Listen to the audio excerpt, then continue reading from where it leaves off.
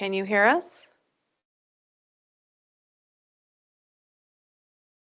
Okay, so we're good now? Okay, perfect. Thank you. All right, so Andrea would like to move Community Engagement Committee from the consent agenda for discussion in the regular meeting agenda. And we will put that 14.3. 14.3.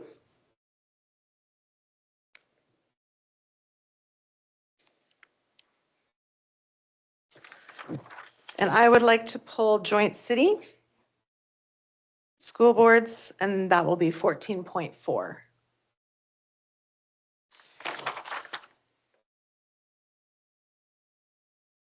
Any else? Tina, can you please allow me to see who's online? Thank you, I appreciate that. Okay, so if there's no objection, these consent items will be adopted. Any objections? Okay, consent agenda is adopted as amended. Now we move on to approval of the agenda. Are there any amendments needed to the agenda? Seeing none, can I have a motion to approve, please? Andrea, all in favor? So carried. And approval of the minutes. There are no errors or omissions in the minutes of the regular meeting of October 22nd, 2024. It is recommended that the minutes be approved by the board. Craig. Yeah, under division highlights, listen to us under my said listen to assistant deputy minister, strike assistant deputy. It was the minister of education. On page 4 under highlights. And it probably should be PSBA meeting as well, I believe, right? Yeah, PSBAA. Thank you, Craig. Anything else? Can I have a motion to approve the October 22nd minutes, please? Christina? Oh, sorry. Okay.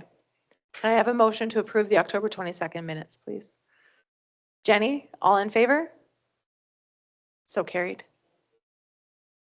Yes. Oh. You can't abstain. Okay. Thank you. All right, now we will move on to approval of the minutes for the meeting of October 29th. Are there any amendments needed? Seeing none, can I have a motion to approve, please? Andrea, all in favor? So carried. Thank you. No business arriving from the minutes, so we will move on to Associate Superintendent reports. 8.1, business and operations. Christine. Okay, well, I'll try and be short because I have a lot of business and operations stuff on the agenda as it is. Under facilities, I just want to highlight that West Cooley Station had what I call the heart of the school installed last week. The big mechanical unit was craned in and was put into place, and they've had the parking lot paved. So we're still well on track. They've started purchasing items for the school, technology. I know they've been working on supply orders, and Dean's been doing lots of work. He's been doing lots of engagement work with families and community, and he's having a community engagement evening with parents at Coalbanks related to the Spanish Trilingual program coming up next week. And so there's a lot of work being there. Galbraith modernization, last week there are lots of holes drilled into the school site, doing some geotechnical work that is required in order for us to assess the quality of the land for the modernization, because we will be doing an addition / demolition as part of that modernization. And so that a lot of work's going there, and they've started some of the design process in this month for Galbraith. So well underway. Finance, well, of course, we have our audit report and our budget report this month, but one of the other things going on in finance is this year we embarked on a new project, working to move school bank accounts. So we have, like, every school has a little bank account for their school generated funds, moving them to central office as part of our accounting system. So there's one account, and so we started with the elementary schools. And what this does is it is one account. The school secretaries don't have to worry about some of the transactions in relation to bank reconciliations and sort of thing. The bank rec's all done by the facility department. It just gives them just one less thing those school secretaries have to worry about, because they have to worry about a lot. So far, it's going well. All checks are written out of Ed Center. Payments are still processed the way they normally would be for school generated funds, but it just gives more standards and again streamlines the operation. So we're trying it out with elementary this year, see how it goes, and then we will then move to work with the middle schools and high schools. Transportation, as always, we're reminding our parents and families to be careful because it's cold weather season. Sometimes delays in busing can happen, so making sure that we're just being weather aware and not leaving our kids outside in the cold and just being, we have, of course, a system where you can track the bus delays and that, so you're aware what's going on. Technology, there's always lots going on in technology, some exciting stuff happening. Galt Museum has a whole display dedicated to gameplay, talking about the history of gaming as well as esports. And, you know, we're pretty lucky they've got a display kind of dedicated to our kids in esports. They had an esports day at the Galt on November 8th, which understanding was very, very well attended. Excited to announce there's a new dual credit course, Introduction to Esports, in conjunction with Bull Valley College, that our high school students can participate. There's only 10 spots. I haven't checked to see if that's filled up yet, but that is going to start from February to May. And so there is a link there if you want to learn more about it. So that's an exciting opportunity for 10 of our students to participate as a dual credit opportunity. And as you'll see in the board priorities report, I'm really proud because our technology staff not only just, you know, manage our systems and look after, you know, computers and all the things that we need to use technology for, but they really get out in the schools and support our schools. And so you'll see in board report that we have our technology department's been out supporting 3D workshops, helping students rebuild computers, so taking old computers apart and doing some rebuilding, and then also learning programming. So we're building, they're helping to support future technology innovators through that participation. So it's really nice to see. And then, as mentioned last month, but I wanted to put the picture of the award in my report this year as a big congratulations again to Jesse Sedlowski for being honored with the Pillar Award from ATLE. And that's really a testament. He does a lot of work provincially, shares a lot of best practices with other school boards. And so it was really a great honor to be recognized by your peers for the leadership that you're providing in your field. So say always, this is that time of year, walk like a penguin. So can't say it enough. It does work. I think in Edmonton, we were walking to and from ASBA in some slippery sidewalks, and it warmed my heart when we started walk like a penguin. So, and that's about it. Excellent. Thank you, Christine. Any questions for Christine? Andrea. Congratulations to Jesse. Thanks for relaying that. And I just had a question about the amalgamation of this elementary accounts. So what is the procedure then to get money out of the accounts when needed? Well, they would send in requisition through the Ed Center, and then we write the checks for them. So there's a process for them to get us to cut the checks. And that works probably seamlessly. Yeah, it's working really good. Yeah. And so all of it is in one account, or they're still it's in one account, but each school has a special code. The bank has set up a special code so we can track it separately, so we know what schools, like for instance with deposits and things like that. So that's how we're able to separate the schools through one bank account. Thank you. Craig. Thanks, Christine. And Christine, on the report, we did get a copy of a letter that the Auditor General sent out for Alberta to all school boards, I guess.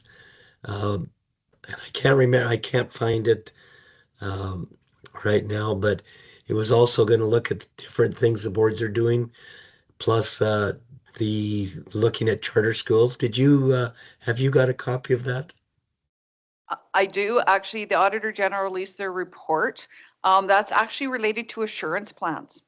It's not Okay. financial. It's actually, they took a look at the 2021, 2022 assurance plans for school boards and did a dive onto, are they, are they meeting certain metrics that an Auditor General would think you should have in an assurance plan? And so there was recommendations in there. It's when we first got the letter, it looked like, is it a financial thing? But no, it turns out, and it is posted on the Auditor General's website, their recent report that they did. And then it's that those recommendations are within that report. Thanks, Christine. Yeah. Allison. Thank you. My question as well is in regards to the finance piece with the finance administration working through central office. Many school councils have been encouraged to have the schools running their banking. Is that what this would be? And then I have a couple more questions. Well, it's all the school generated funds. So yes, if each schools are set up, they've got several accounts for like every activity that's in the account, every fundraiser that's in the account. And so school council would have their own set of GLs as well within that account. And it's just, yeah, the banking's all done in one bank account, and we track it through the school through the school cash, as well as then on our side as the main system. Okay. Yeah. So for them to get a check when they're running like hot lunches and stuff, they would need to be getting that through the Yeah, they would go. office. They would go through their school, and their school would get them what they need. Yeah. Okay. Knowing that this was the first time that I had seen this or knew this, I'm just curious in terms of transparency to school councils and how this would be being communicated to school councils when they were encouraged to close their bank accounts and go this route. So I'm just wondering what that communication is going to look like. So this has actually been in the works since last May, and so it was started with school administrators and the schools. And so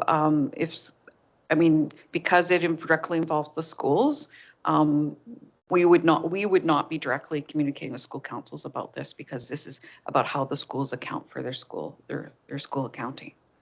So are you able to support schools to be doing that communication with school councils? If they need to, yeah, it's all part of the school generated funds and how we run I guess the question is, how much do we involve school councils in our day-to-day operations? Because this is a day-to-day operations decision.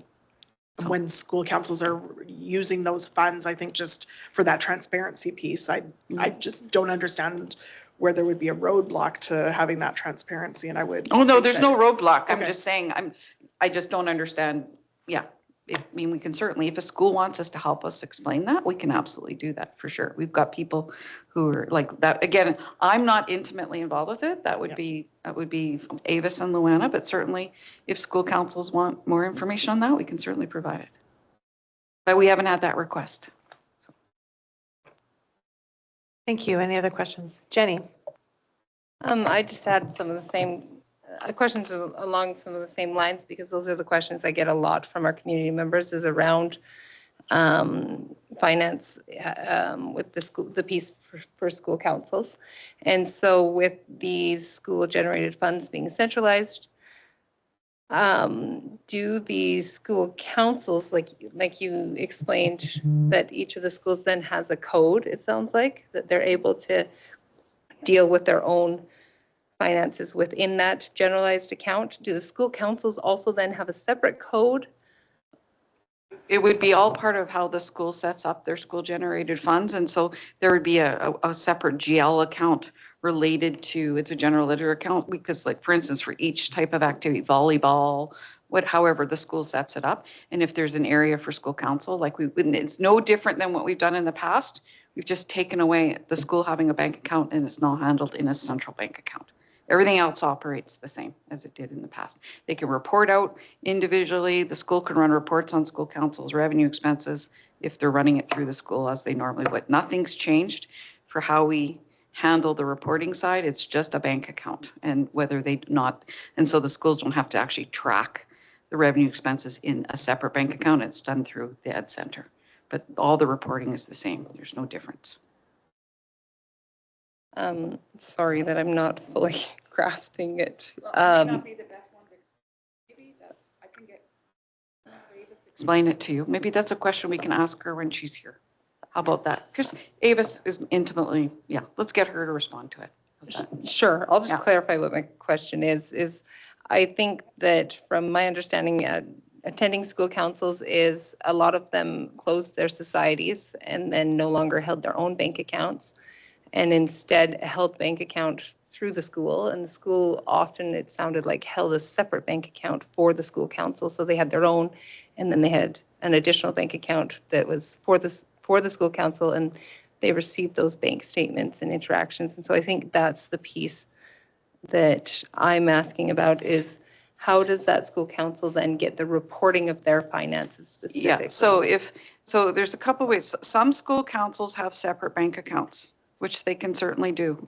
Some school councils have chosen to have the school look after all the banking, all the transactions and everything without having the school council do that. If they're doing it through the school can run reports. Again, that has not changed in years. If the school's handling it, they can run the same reports. That's not any different. School council wants to have their own bank account. And the problem with that is you have people change, authorities change over. You have, again, not the same amount of controls, internal controls that we have as the division. A society is a total different thing. The society has to have its own bank account and the division is hands off from a society because it is a separate legal entity. So there's three different things. But certainly when Avis is here, she can give you the more nuances of it. Again, she knows exactly how that thing runs technically. I don't technically involved in the accounting system anymore. They've locked me out with good reason for controls. Perfect. Thank you, Christine. Are there any other questions? Okay. Thank you very much for your report. All right, now we will move on to 8.2, instructional services. Jackie.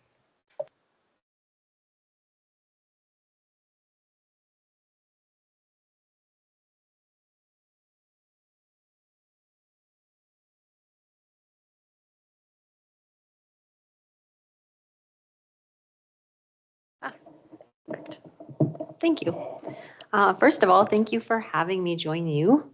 I really appreciate the opportunity and I'm excited to share with you what we do in DIS. So to begin, I wanted to share one thing that Rochelle was focused on this year at early learning education.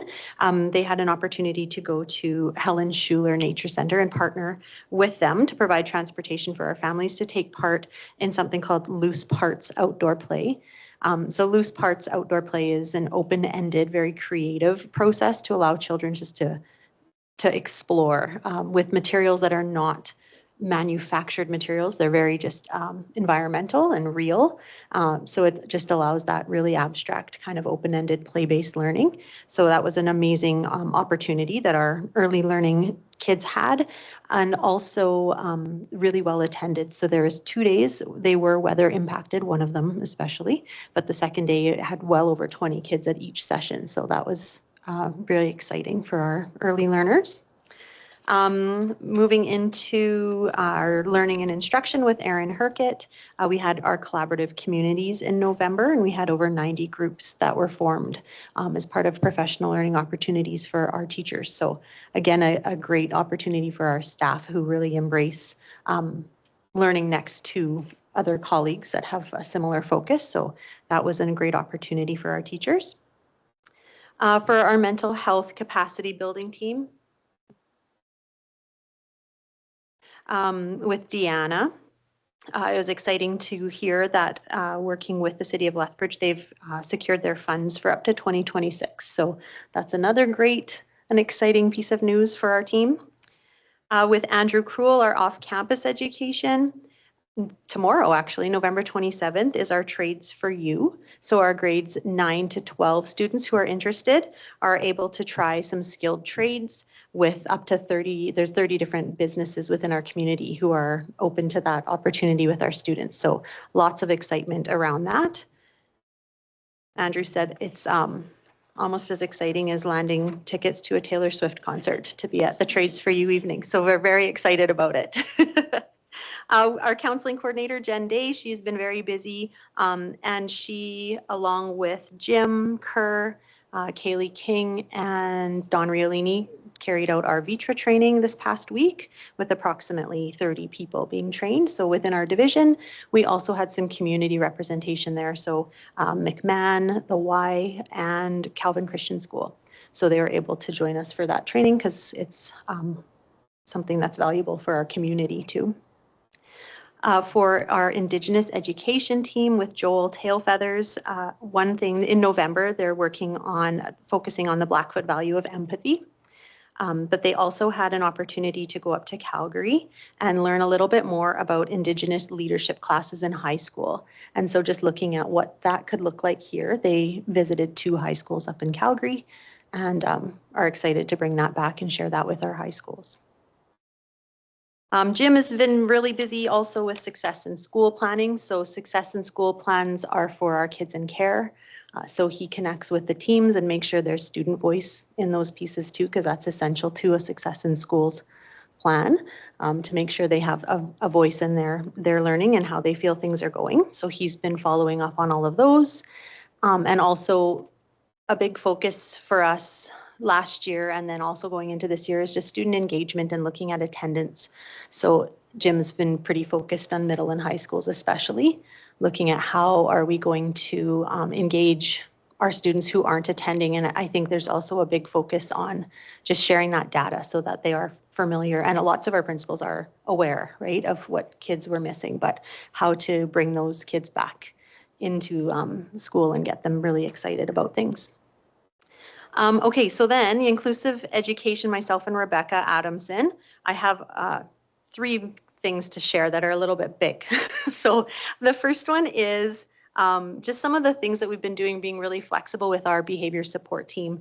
And I think that's been really critical in what we are experiencing in classrooms. So just getting very creative with our programming, but also being flexible with what our behavior support team does. So typically they're on a rotation of 4 different schools, so they circle back to the schools.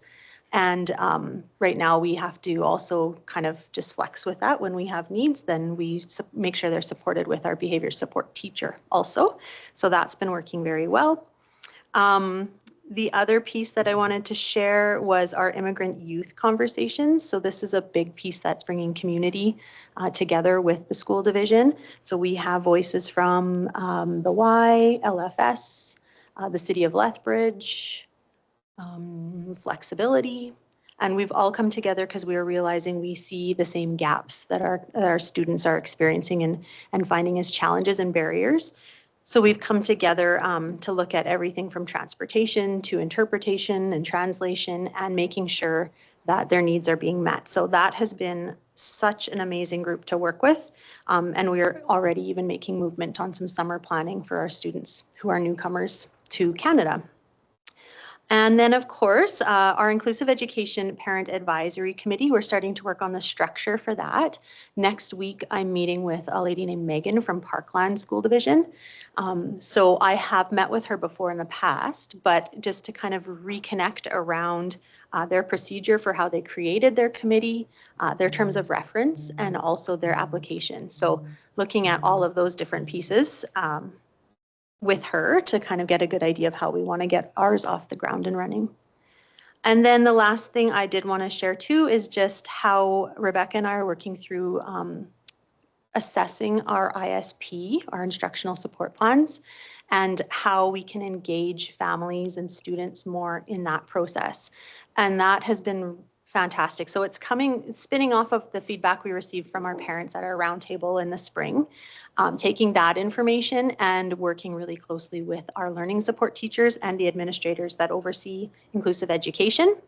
And we had one group from can I say the school? I think I can. Patterson that was really excited to share their success with parent engagement this year. So they took part in a survey and sent it out to their families and found of about just over 200 ISPs, they had about 120 parents that responded. And so they shared with our team just how successful that was and how it contributed to the creation of our ISPs. So it was great to share that. And I think lots of schools are excited to move forward in that area. And Rebecca and I have also been meeting with other tech groups to understand what they're able to offer for ISPs and the structure, like the actual format of that. So it's just something that it's great to get eyes on different ways of doing things and then bringing that back to our parents to see what, and our school leaders to see what that can look like. And then finally, in our digital wellness area, Kaysen and Sydney have been very busy. Tomorrow is their after school special that they're hosting with Healthy Schools Alberta, with the AHS, sorry. And also in January, they'll be sharing at the Shaping the Future conference, which is with Everactive Schools. Sydney also just recently presented at, or kind of shared what we used our grant for with Alberta Education. So that went over really well also. And just to highlight, the team is becoming more visible in pop-up events. So they made sure they had presence at things like Meet the Teacher Night, parent-teacher interviews, and then at Lakeview, there's a games night. So they're gonna hang out over there too, just so they can share their message of tech, digital awareness with their students and their families. So that's my DIS report. Perfect. Thanks so much, Jackie. You're welcome. Does anyone have a question for Jackie? Andrea. It's so nice to have you here. Thank you for being here from WRAG. Thanks for your support of our Play and Learn kindergarten programs. I always have to get a word in for those, and our specialized EAL programs. Really appreciate that. And I just thought it was a great opportunity while you were here to ask you some, I know you touched on it, but some of the other ways that you support complex classrooms. Sure. In our division. Yep, absolutely. The word complex is so multifaceted. So I think there's a number of things that we do, whether it's disabilities or medical needs, learning or cognitive needs, language learners, and then we also have behavioral needs in our classrooms. So I did mention our behavior support team, which I think has work to build capacity within others also to support our schools so that they can feel confident and able to take on some of the behavioral challenges that we see in our classrooms. For myself, I do a lot of connecting with administrators who come to me and say, you know, we're really stuck and what can we do? So lots of touch base and follow up, even to the point where they'll share like their scheduling, their timetables, so I can take a peek at it and get creative and try to help problem solve with them there. We do a lot with resources, so looking at everything from technology and assistive technology to physical needs like slings and things for mobility. Also resources like Bridging the Gap for our English for Access programs so that we can help recognizing the need of how to teach reading even at the higher levels. Another piece I think is our inclusive ed meetings. So it's not, we don't call them LST meetings anymore because we do really wanted to emphasize that our vice principals are there also. And we've restructured those so they contain a component of learning together or professional learning and then generative thinking. So really getting their brains together and sharing ideas across different schools and different levels. And then we hope those things will push into our schools. We offer PL2 on Fridays, our instructional support teachers along with Erin kind of helps guide them too. So we provide PL. Any teachers that are interested in that can sign up for those. And that looks at some of the pieces tied to curriculum and benchmarking for our English language learners.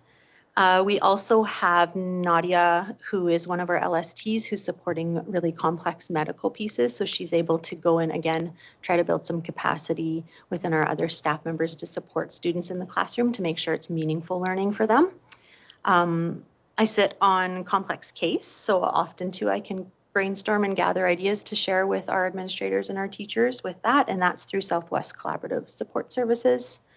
And then lately, I think this year, we've really been encouraging a lot of stakeholders to come to the table. So Alberta Health Services, Lethbridge Family Services, and Immigrant Services joining us to recognize the needs that do span outside of education too, and those are the ones that are really impacting our students. Sorry, that's lots, and I spoke fast there.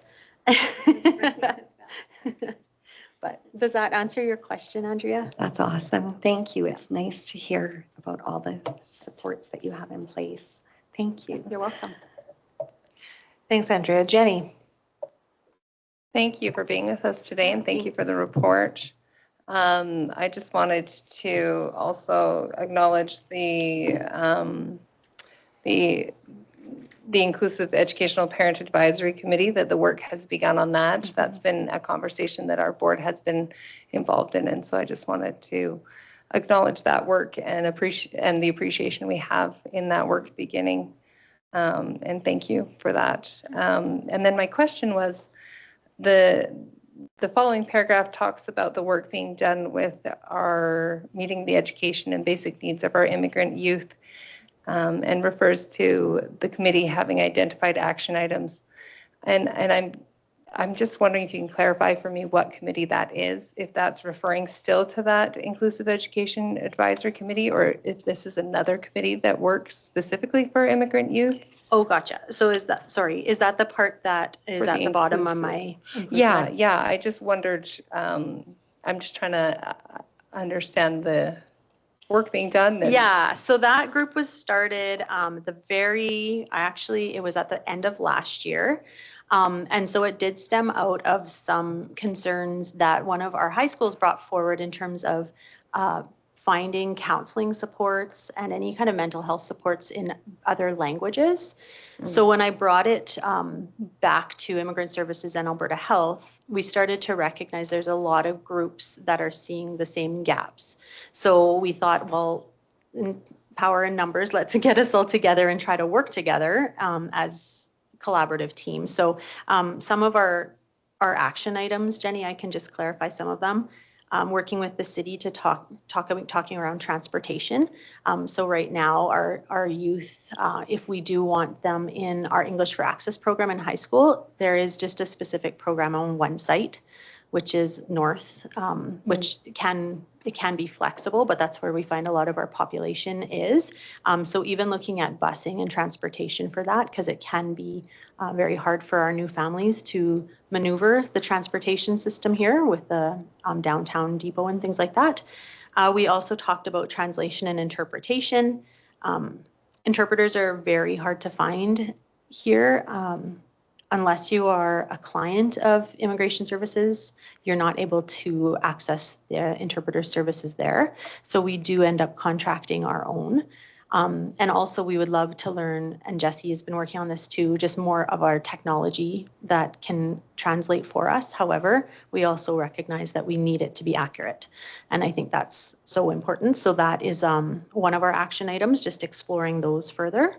Health and well-being, we talked around the medical pieces and mental health pieces. There's lots of different cultural beliefs around, those services, and even just tech awareness and making sure our kids are safe, because regardless of language, they are accessing technology. So how, as a community, can we ensure those things are happening? And then the other one was some of the opportunities that our newcomer families have as parents. They have to attend their flexibility classes. So what are the kids doing in the meantime? So just bringing our community together, it was pretty neat to see, like, the university saying, well, we have space. And so all of these communication pieces were coming together, and Lethbridge Family Services was saying, well, we can provide people. And so there's lots of things to iron out, but it was just a great opportunity for all of those stakeholders to work as one. Just to clarify really quickly, thank you for sharing that much detail. The reason I asked this is I've had a few questions come out of the Division School Council wondering about some of exactly the same things that you're talking about. What are some of our strategies, and what are some of the things that we can do to support families and students in just exactly the ways that you just explained? And so I appreciate that information. And really what I'm trying to clarify is, what is the committee doing this work, so that when I'm when I'm speaking back to the Division School Council, I can reference them. Okay, like who's on it? Well, no, the name of the committee. It just says Oh, the this- name of it the just says committee. this committee has identified, and I'm Yeah. not sure what committee It is called the you're- Immigrant Youth Community Conversations Group. Okay, perfect. I Yes. just wasn't sure what committee we were referencing. And so in sharing that information back to parents, I just wanted to have clarity. Sure. And so, sorry, can you say that name again? Yeah, Immigrant Youth. Oh, there it is. Yeah. Okay, excellent. Okay. Thank you. You're welcome. Sorry for the long-winded answer. Thank you. Craig? Yeah, thank you for the report, Jackie. And one of the things I think would be nice is if we could, as a board, get a follow-up on how our new report card is going and some of the feedback that's coming from parents and students and that. I think I was at Colbanks and they did a little video that Aaron has made up. And I think that was a good one, but it'd be nice, I think, for the board to know how all this is going. Sure, yes, thanks, Craig. I can definitely check in with Erin as to when her next feedback meeting is, because I know she is getting that ongoing too, so I can check in with her on that. Allison?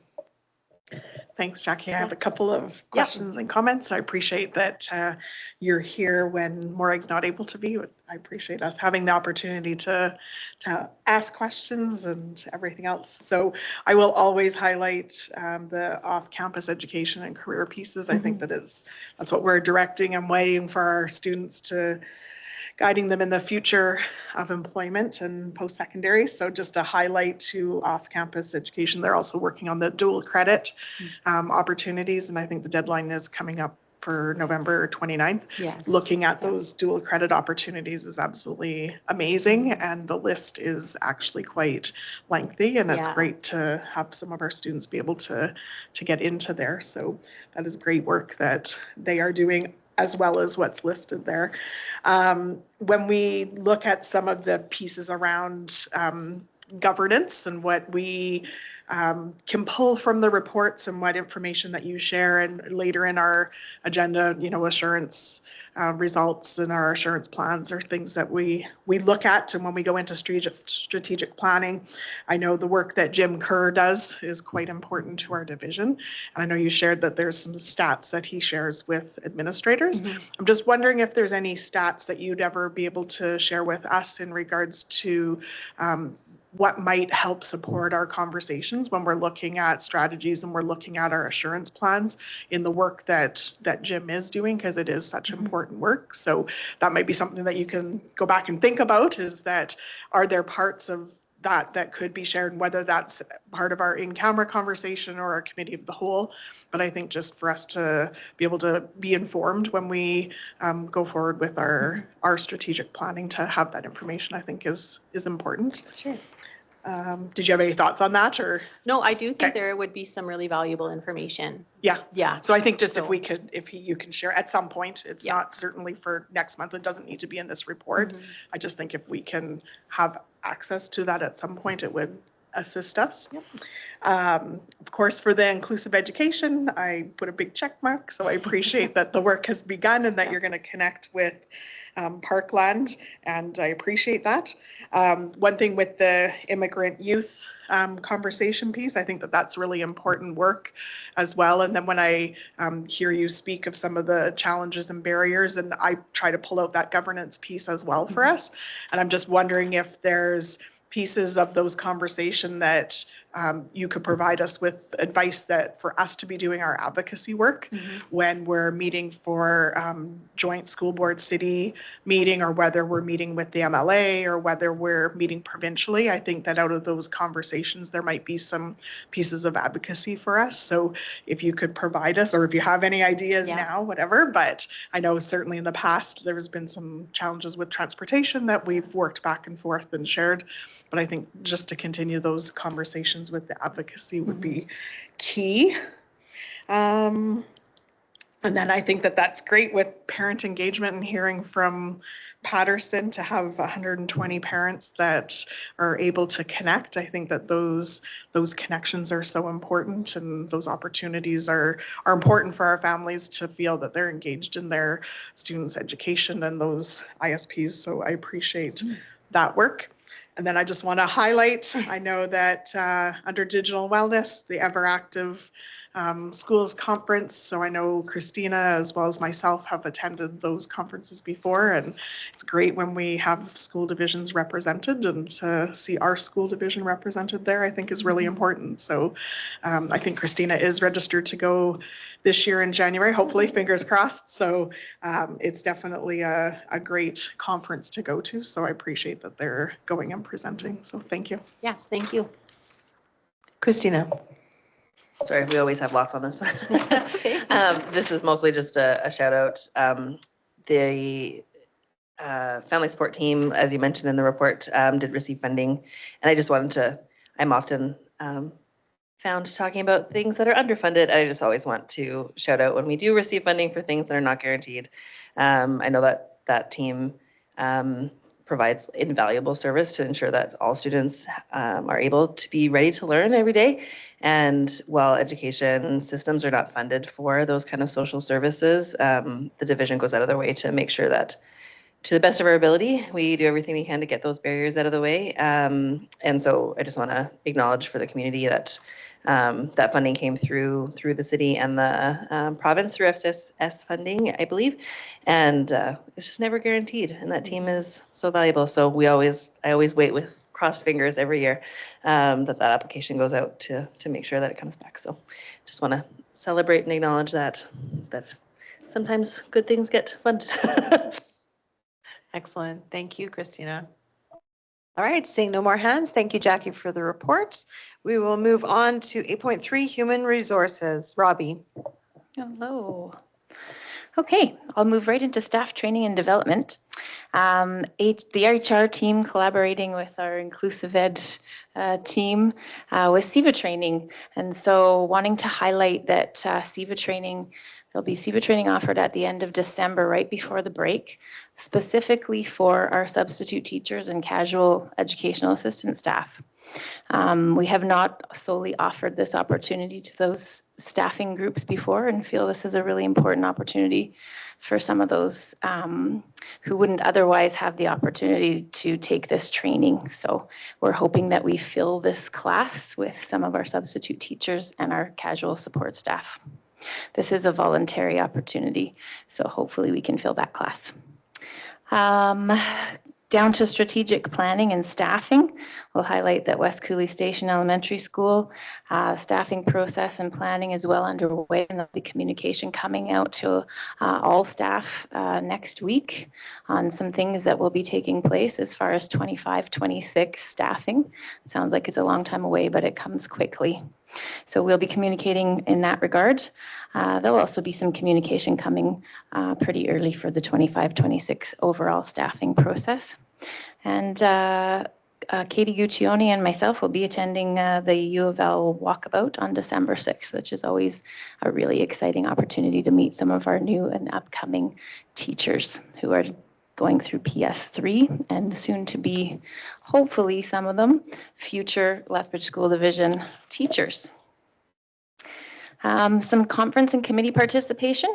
I would like to take this opportunity to thank some of our administrators throughout the division who take the time, and are highly engaged in some of this committee work that we're doing.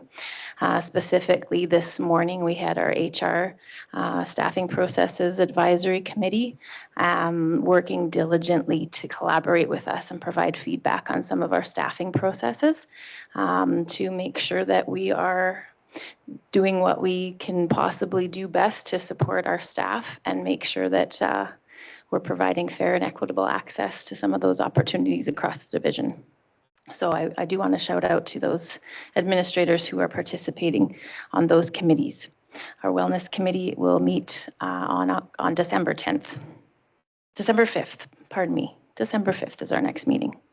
The AI committee, Jackie and I actually have had, we are have the opportunity or the pleasure to sit on that committee and support facilitation through Jesse Sedlowski. I will highlight, hopefully it's not overstepping some of the other highlights, what a beautiful cross-section of people that are on that committee and representing that committee. And so we got to meet a variety of different parent groups, community stakeholders, and some incredibly knowledgeable and committed people looking at AI, not just in general, but specific to AI in schools, AI in classrooms, and some of those ethical guidelines and practices that come with AI. And a shout out to Garrett Simmons, who was at a communication conference and was given some bouquets about his coverage for the 5125 Club banquet in September. Thank you, Garrett. You're always so supportive with all the things that we do around the school division. Thank you. Thank you, Robbie. Any questions? Andrea? Thank you for your report. And I really think that's a great SEVA opportunity. I think that's going to work out really well. Thanks for arranging that. And thank you for all your work around staffing procedures for 2025, 26. And once those go out, maybe in December, could you walk us through those at a Absolutely, absolutely. It's not public knowledge yet, but as soon as I've had the opportunity to communicate with our stakeholder groups, the Board of Trustees will be apprised to what's going on for sure. Thank you. Thank you. Any other questions for Robbie? Allison? Thanks, Robbie, for your report. I just have a couple questions under the human resources portion. Sure. So I know that the dates there that the update is for is October 11th to the 14th. When we look at looks like some new, like the teacher's extended contract and some temporary hires. And then under QP 2843, the educational assistant contracts, there's 10. So is that additional positions that were added? These would be contracts to support leaves, potential leaves. So there would be a contract in like a temporary contract in place to support a leave. Would be similar to like a contract extended for the teachers. Okay, and then for the EA, the contracts, is that for leaves as well, or? That would be mostly for leaves, yes. Okay. But some of the contracts may be new contracts for positions that were carried over that hadn't been hired yet from either earlier in the fall or in the summer. Okay. Knowing that most times your report is about new hires, I'm just curious in regards to turnover and what that looks like for how many staff are leaving the division. And is that something that we could also have knowledge of, is how many of these are for positions that people have left? Through attrition? Like Through attrition or resignation or for other reasons? Okay. Yeah. My questions kind of come with, I've been asked in regards to, do we do exit interviews? And I don't know if we do or don't. We do. Okay. So historically, we hadn't been consistent. This year, we're piloting a very formalized exit interview process with our support staff group. And once we see how that goes, then we'll reevaluate to see if it's an opportunity we extend to all staff groups. Okay. Mm-hmm. And I appreciate that. I do think that it is important information as the board continues into budget processing over the next number of months and into the new year. I know this weekend I was at a community event and was approached by a staff member that's leaving the division, and for unfortunate reasons due to the conditions in the classroom as well as the rate of pay, and the comments were quite disheartening and certainly not anything new. And I feel like people need to be heard. And I think that I need to certainly express that. It certainly brought tears to my eyes at a community event, which we should never have to be in that position. And I've certainly at budget time expressed those concerns. But I think that I think we need to have the knowledge of why people are leaving our division, and it needs to be information that when we're making decisions, we're making informed decisions, that we know that people are leaving and the reason that they're leaving. So I think that that's important information, not for specific people, but I just think in general it's good information to have, and that we continue to support our EAs and our teachers in the work that they are doing, and certainly lots of challenges as we move forward for sure. But I think that we need to acknowledge that we hear those conditions that they're working in.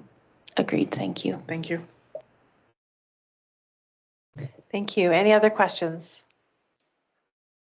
Okay, thank you, Rob. Oh, Thank you. Were you, oh no, you're waving. Okay. Thank you for your report. Thank you. All right, we have some cross-country runners that have joined us. Are you, are you waiting for more, or is this everyone that's coming? Do you know? Okay, then we'll keep on going.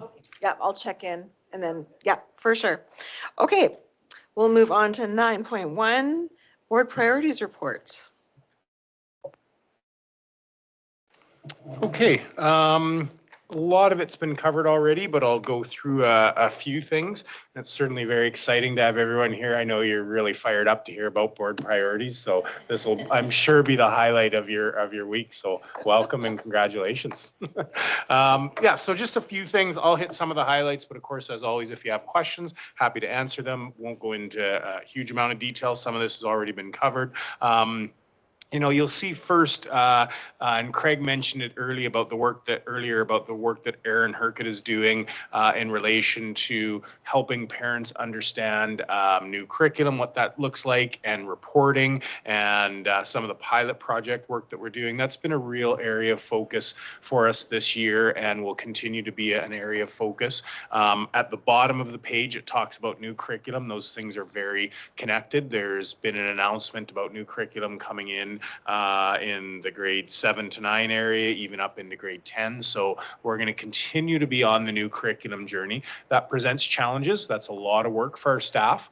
There's no question about it, but it also presents opportunity. And the work that Erin is doing, it provides a really good opportunity to connect with stakeholders, help them understand what the curriculum is like, and then more effectively report back to them how are students doing in relation to the curriculum. So some really good work there being done that we're very, very pleased with.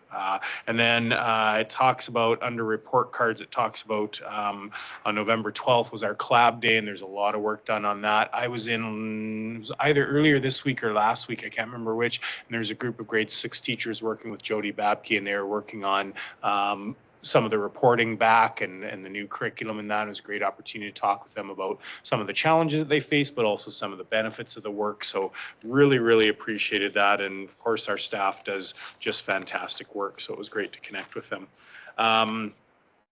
This is mentioned throughout the board priority reports. We did have our collaborative communities on November 12th in the morning. And so that's where essentially staff members get an opportunity to select, to create communities with other teachers, and they can learn about topics of mutual interest, work together. And so just really appreciate the work that goes into that to make that happen. It was mentioned earlier about dual campus and experiential learning and the work that we do with the post-secondaries. So that's really, really, we're very appreciative of the relationships we have with our post-secondaries. And, you know, on Team Lethbridge, I had an opportunity to connect with our post-secondary leaders as well, and just have some conversations about expanding those opportunities, about talking to the government about how in Lethbridge we do work together very well, and there's lots of opportunity here. So that was absolutely wonderful to be able to do that. It was mentioned earlier, but Jesse Sedlowski did have his first artificial intelligence committee meeting, and I wasn't in for much of it, but certainly, as Robbie mentioned, a real cross-section of stakeholders, and I think a lot of good work being done there, and I'm appreciative of that work that is being done.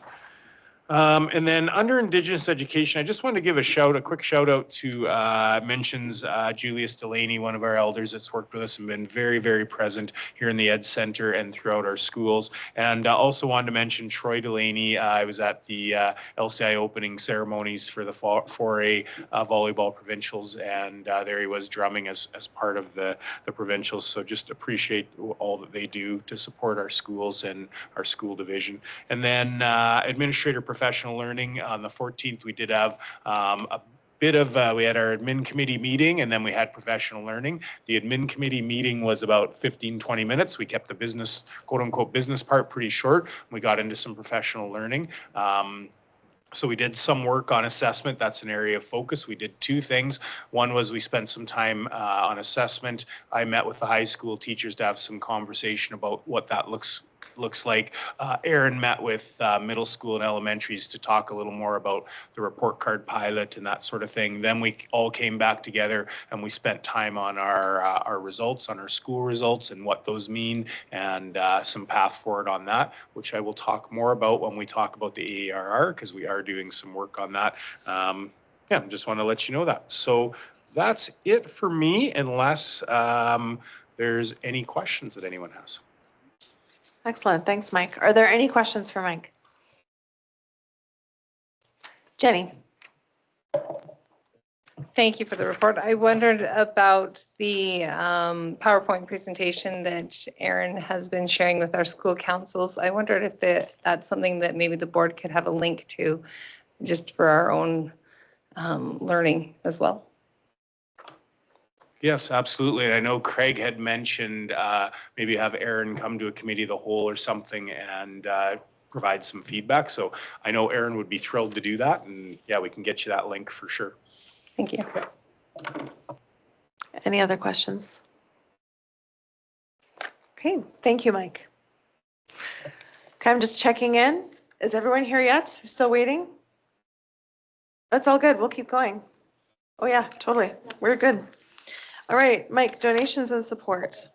Okay, this is awesome. We got a good crew here for this.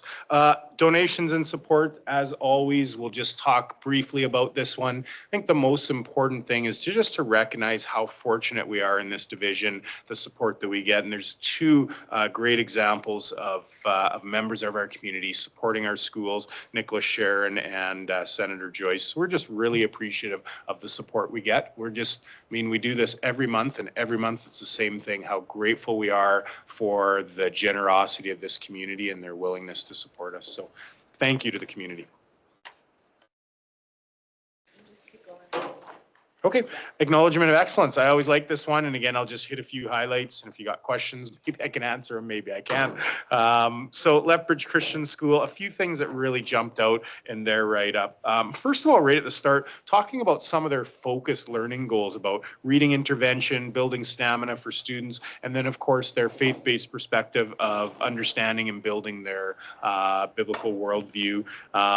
You know, and then as you get through there, they talk about that idea of empathy, community service, and that's a very specific thing that they're doing at LCS, where they actually have an exploratory course that's called Serving the Community. So that's pretty exciting, and I think particularly for Lethbridge Christian, a great way to help young people experience their faith in a very tangible way. So something that's very important, obviously, to that school community. And then, you know, that last paragraph I think is bang on. If you've ever been to an event at Lethbridge Christian School, they have tremendous support from their community.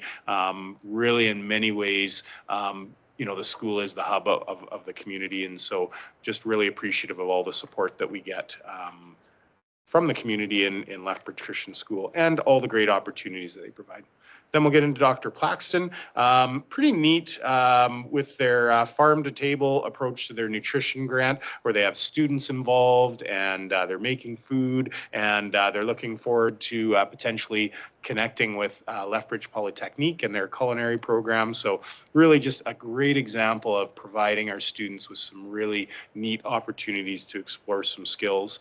And then they talk about land-based learning. Again, that's a school that was designed specifically with some land-based learning in mind, and glad to see that they're embracing that and the benefits that land-based learning potentially brings for schools. So, and then their Hive Nights look really exciting. Just again, when we talk about engagement of the community, that's another example where trying to move away a little bit from the traditional interview and really get parents more involved and understanding of the learning journey that students are going on. So pretty excited about that. And then they've also established their first school society. So that's kind of exciting too. One of those little sort of milestones as you open a relatively new school. So yeah, and I love the branding of the Hive Nights. I think that's pretty neat. Yeah. So looking forward to hearing a little more about that that journey. The first one is what is the buzz, and the second one is build your bees. So that's pretty cool. Then Nicholas Nicholas Sharon Elementary School. Easy for me to say. Lots going on at Nicholas Sharon as well. A few things that stood out for me. You know, that talk about the choir, and again, it's another example, and you see this in our AERR. You hear it at the town hall. You see it in the highlights all the time of all the opportunities we provide for our students to you know, explore their talents, to pursue passions, those sorts of things. We've got a whole bunch of students here that have that opportunity through school to explore passions as well. So it's something we're very, very proud of. And certainly, I know the choir programs, they love to perform in the community. They love to connect with community and do a great job there. And then, you know, you read in the next paragraph, and it really is very focused on supporting wellness. Another critical thing that's foundational to learning. If we can support students, if we can support our communities to be well, that has a positive impact on learning. Bit of discussion in there about our kindergarten program. I know Andrea always likes to give a shout out to that, so appreciate the work that's been done there. And then another school that's really focused on land-based learning, and I think it's a great example of taking advantage of your environment. Nicholas Sharon is in a beautiful park, and they have incredible opportunities.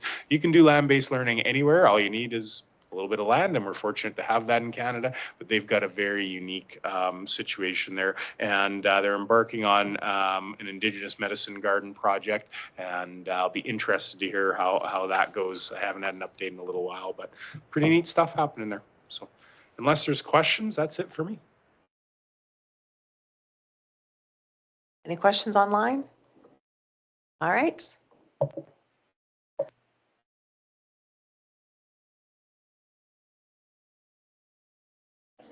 We'll pause and look at them No, you're awkwardly good. when they walk in. It's great. Okay, keep on going. This is the most excitement I've had for my report ever. So this is like, you know, this is the pinnacle of my career right now. So it's all good. Yeah. And then they're back. Yeah. And they're back. I'll be really quick though. I'll do the town hall update because we can get through that relatively quickly. So it's just mostly just so the public knows in particular that we are working on the town hall event, getting ready for it. It'll be on February 4th, 2025. We are having some discussions about how we might locate that. And we're just working on fine tuning the questions, making sure the board is comfortable with it. We're hoping to have that done sort of into next week and have that information out as soon as we can. I don't want to tie it to any specific timeline because I also want to make sure that we honor the work that the board wants to do and make sure we get the questions right. And but you know, just to make sure that anybody listening, any stakeholders, and for these students here, we want you to put in your phone February 4th, 2025. We got our town hall, and students are absolutely invited to that, and it's awesome to have you there. So if you've got nothing going on February 4th, 2025, come give us a little bit of feedback about education. We'd love that. So yeah, and everybody's welcome to that. We'll make sure that we send out a lot of information and continue to send it out repeatedly before the event. Allison? Thanks, Mike. Just if I was new to the division, can you just give me a brief description of what town hall would be and how do I get invited or how do I get to come? Yeah, great question. So town hall it started before my time in the division, but really it's just a way to bring stakeholders together and to have good dialogue about education. So generally speaking, we have students there, we have staff there, we have parents and guardians there, we have community members there, we have administrators there. Generally speaking, what we do is we have some preset questions, and then we have people in round tables with a facilitator, and you know, they talk about those preset questions. We'll record some of that information. We follow up with a survey, and what that does is it helps us as executive council and a board with our planning going into the next year. And so we take that information, and it's one of the first things we look at when we do our strategic planning in March. It's purposely designed. It's kind of the first thing that we do to start to prepare for the next school year. So as you well know, it's very, very valuable. And in terms of signing up, really there will generally speaking, there's a sign up sheet, but anyone's welcome. If you just walk up and show up, that's fine. We just want you there and we want to hear your perspective. And so that's really what it is. Unless anyone wants to add anything, because you've all been to them as well. And then quickly, do you want to quickly cover calendar of events so we don't forget that? Yes, I realized I skipped over it in my excitement to get to town hall. Calendar of events is here. As always, trustees are excellent about adding things in that we're missing. So if there's anything missing, other than it probably should just have a blanket statement that there's a lot going on in schools in December with concerts and all sorts of activities. So I know everyone's going to spend lots of time in schools. Andrea? Could I add community engagement to December 16th at 7 p.m., please? Thank you.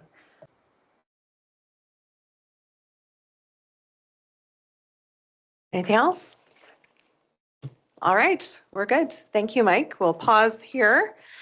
And we will formally welcome our guests from the LCI cross-country team. Welcome.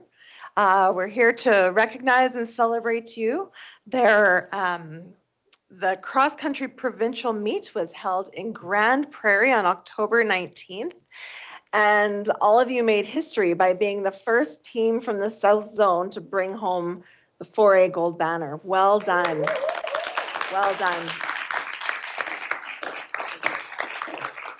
Yes, it's great to have you here and celebrate. And I know there was a lot of hard work and commitment and team building to get you there. And so we're absolutely thrilled that you've been able to experience that victory. And so what we would like to do as a board is we would like to recognize you here with a certificate, and then we'll follow it up with a group picture.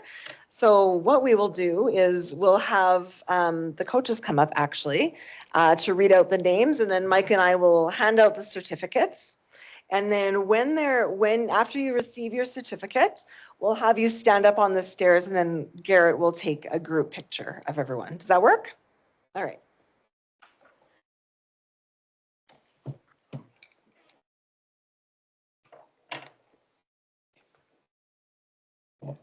Someone wants to be a mic holder. Oh, all right. So we need the mic for people online. Oh, okay, great. Yeah, So- perfect. How do we do this?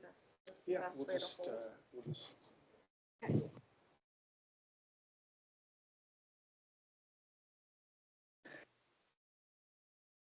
First one is our coach, Heather Jubber. She's not here. And Emma Martineau Henry. Congratulations. Well done. And Olivia Lang, she's not here today. Taya Zagurski is not here. Zoe Steppen.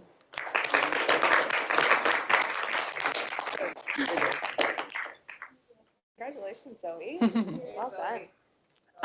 Aubrey Jubber, she's not here. Bailey Hill is not here. Okay. Sorry. No, you're fine. Ilario Tata is not here. Okay. Wilson McKee is not here, but he said he might come, so Okay. we will see if he comes. Tate Lowe. Congratulations, Kate. Well done. There we go. And Noah Sparkling Eyes. Congratulations. And Raleigh Hagee. Congratulations. Well done. And Lainey Jubber, she's not here. Nevaeh Mangle is not here. Sorry. No, you're fine. Sadie Sheen is not here. I know. Hello. Congratulations. And Sarah Kozu. Congratulations. And Liv Swift is not here. And Bria Good. Congratulations. Well done. And I think those are all that are coming out. Reggie Pollock, Stephen Chatterton, and Coach Janine Ward. Congratulations.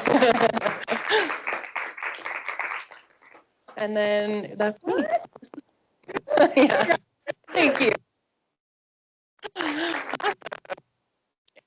Who also is not here. Yeah. Yeah. Thank you so much. So we will send these certificates back with you to share. Oh, sure. Wonderful, thank you. And then we'll have Garrett take a group photo.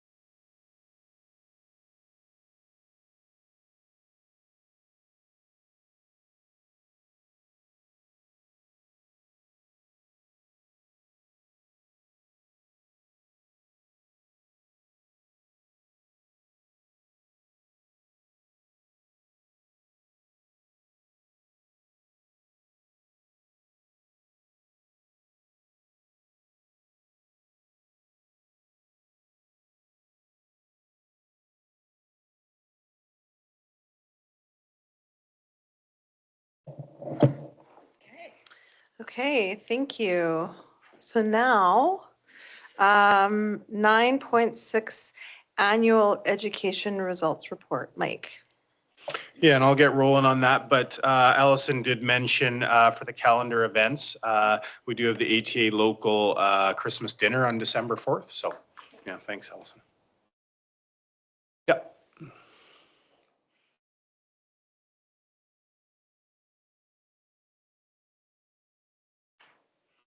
Okay, next we'll hit the AERR.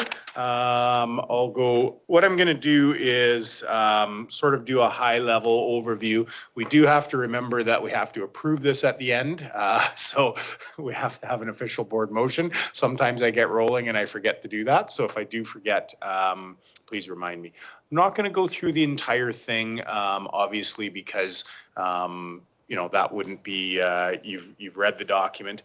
This will not be the last time that we spend time on this. We are going to spend purposeful time going through the AERR and making sure that, you know, trustees are well aware of how we're performing and some areas that we can improve in and areas that we're having success. So I'm going to hit a few highlights and go through, and then if you have questions, happy to answer them, and we'll just go from there. So in terms of the highlights, some of the things in summary of accomplishments, you're well aware that we're building a new school on the west side, and that's pretty exciting. You also know that we had the boundary engagement process, and although boundary changes can create challenges, it was also a really good opportunity to connect and engage with our community. So you're well aware of the work that the Indigenous education team has done to bring in Indigenous grad evenings, award nights, and you know, the excellent uptake we've had in that.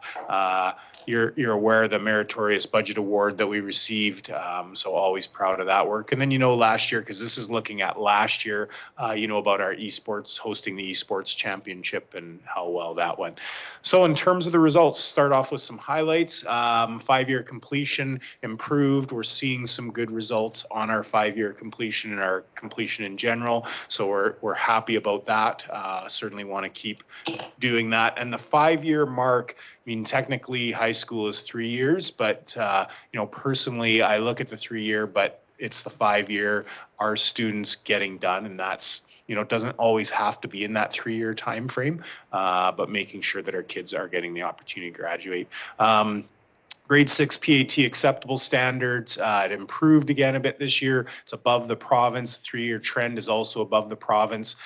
So we're pleased about that, continue to have some success there.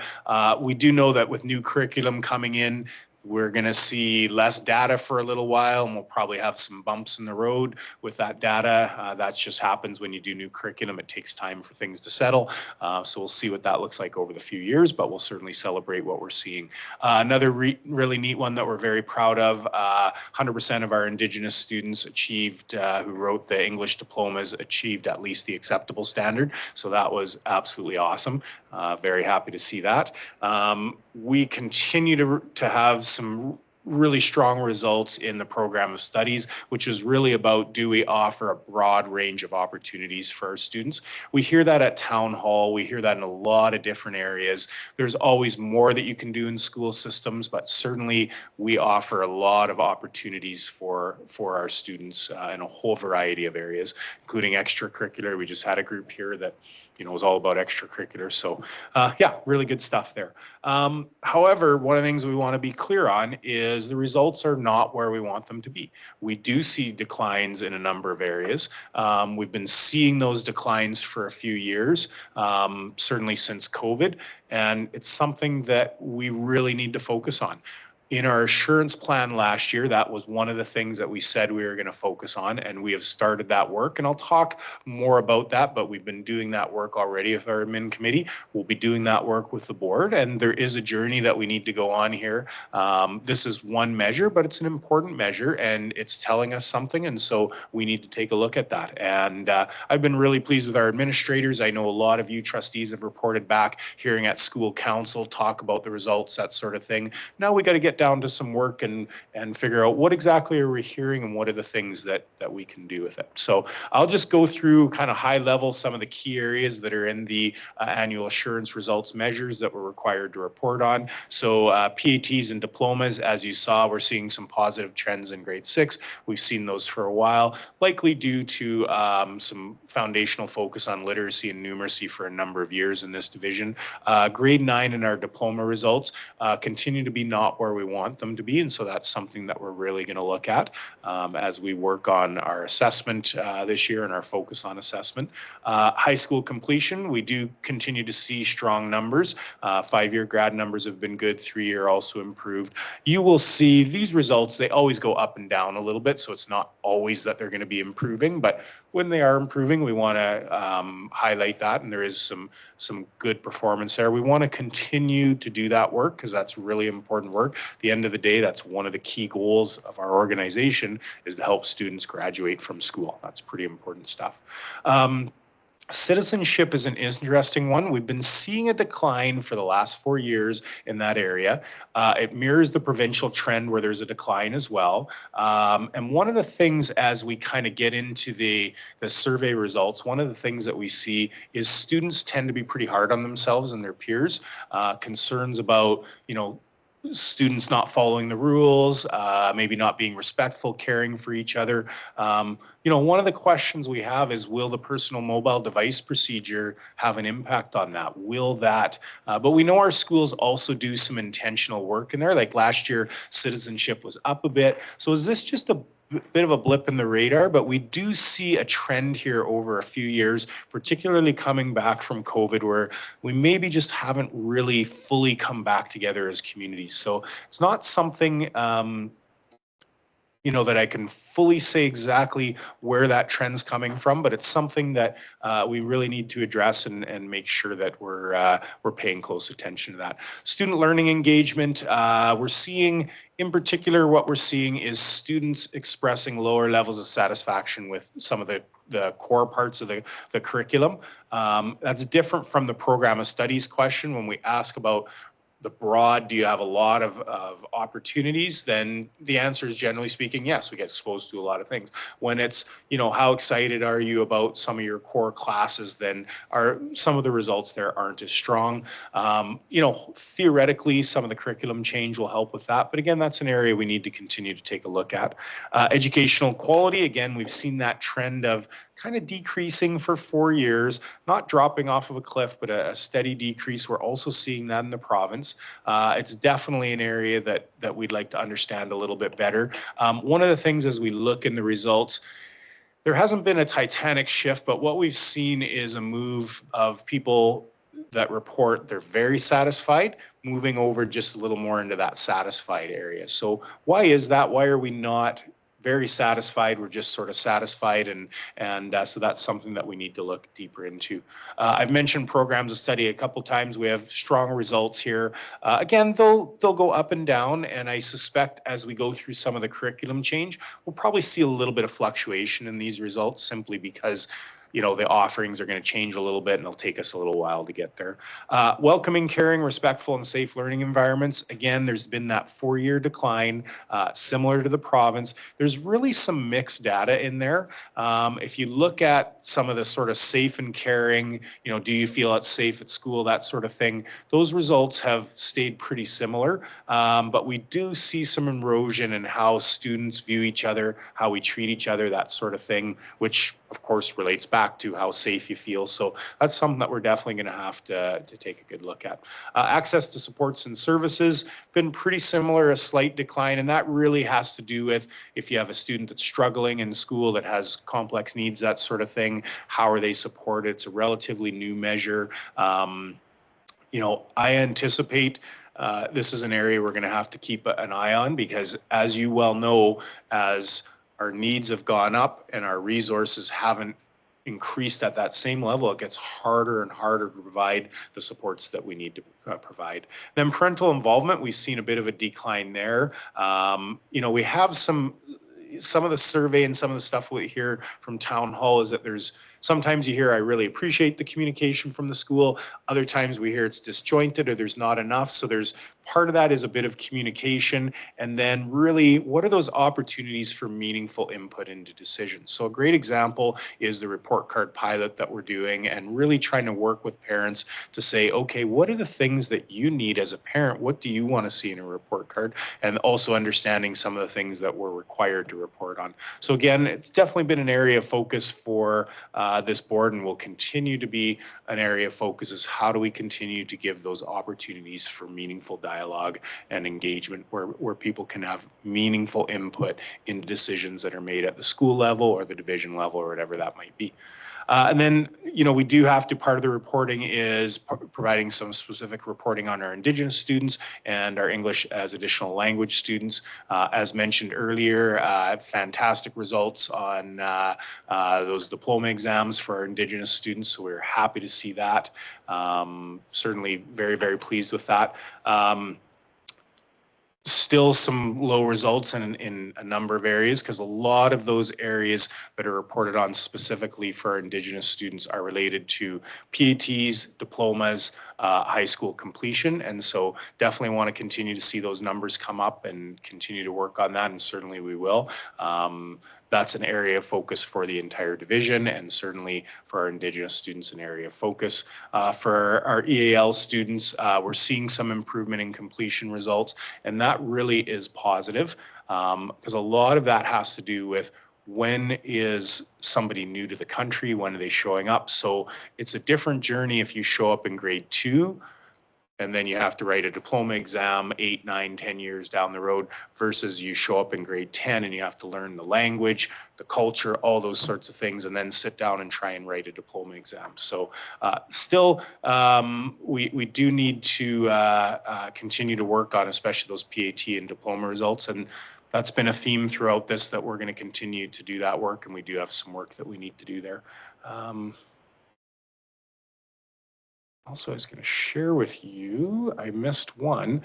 One other positive that I missed, in terms of the early years assessments, we have seen, and I think over well, I think we'll, as we go along, we'll do better at reporting this data back to you and making it really meaningful. But it's interesting to see that, you know, last year we had 170 students in grade 1 to 3 that moved from at risk to not at risk over the school year. That's a significant number. And then we had 130 students, grade 1 to 3 in literacy, that moved from at risk to not at risk. So definitely some real positive signs there, and very happy to see that. So I should have mentioned that earlier.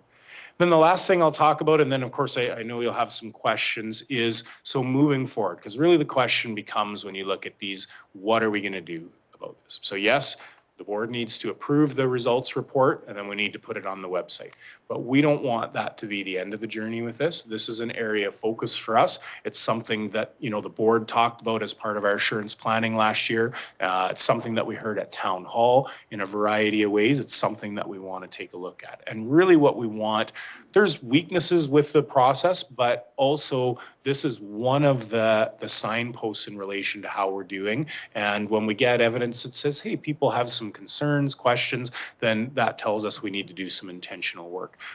So we've already started that work because as a board, one of the things we all agreed upon is that we are going to make this an area of focus. It's one of the key areas of focus in our societal and local context domain in our assurance plan. So we've already connected that work and said this is something that we're going to need to do. So that means we have spent time already at least 2 to 3 times already this year with the admin committee looking at the results, and we're going to continue to do that work. And I'm hopeful that in January, when the board gets together with the admin committee, last year we did a bunch of work on budget, we'll do some of that, but I'd also like to spend some time talking about these results so you can hear directly from our administrators about it. There's a few things that we want to do. One is, because there's a survey part of this assurance process, we want to have a better understanding of the assurance questions and what they're telling us, and really doing a deep dive in that. That's something we'd like to do with the board, and then helping our stakeholders understand what are the questions as well. And that leads into as well better analysis of our results, spending time looking at what are the trends, and what are the, you heard me talk about some of the things, for example, that students, when we look at citizenship, they're struggling with maybe the ways some of their peers are acting. And so what are some of the things that we can do to change that? And are we already doing some of those things?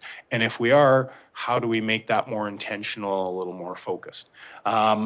Obviously, as I've told you many times, we have a focus on assessment as our admin committee professional learning focus. That focus is going to remain for a number of years.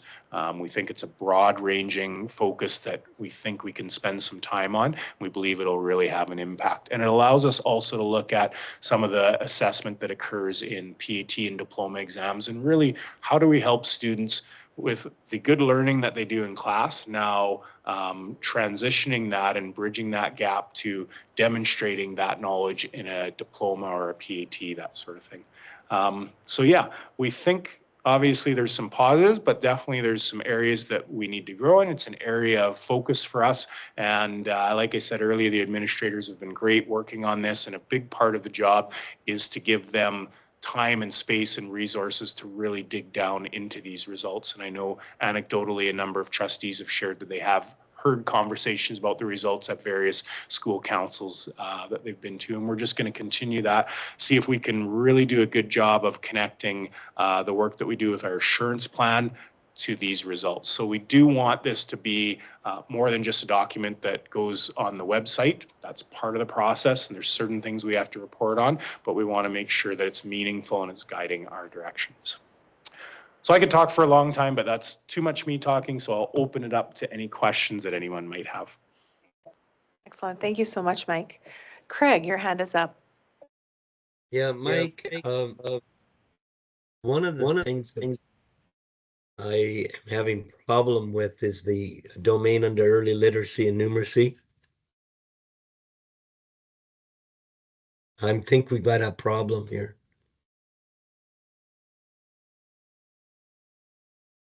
Oh, okay. Okay. What's your question? Well, the last column, average number of months gained at grade level, it's a negative. So does that mean that they've gone backwards? We did have this question last year, and yes, I can provide that explanation, but we can also have Aaron come in and provide a deeper explanation on that. Doesn't necessarily mean that students are are losing ground. That's not what it's saying.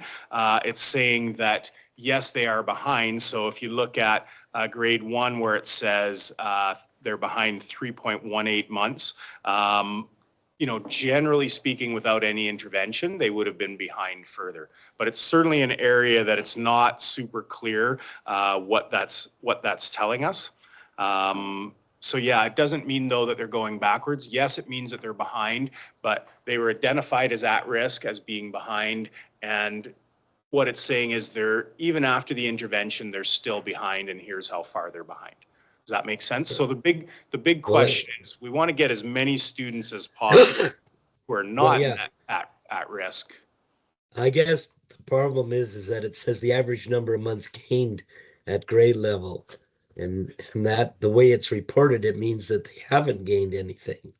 And I know that that's wrong, but.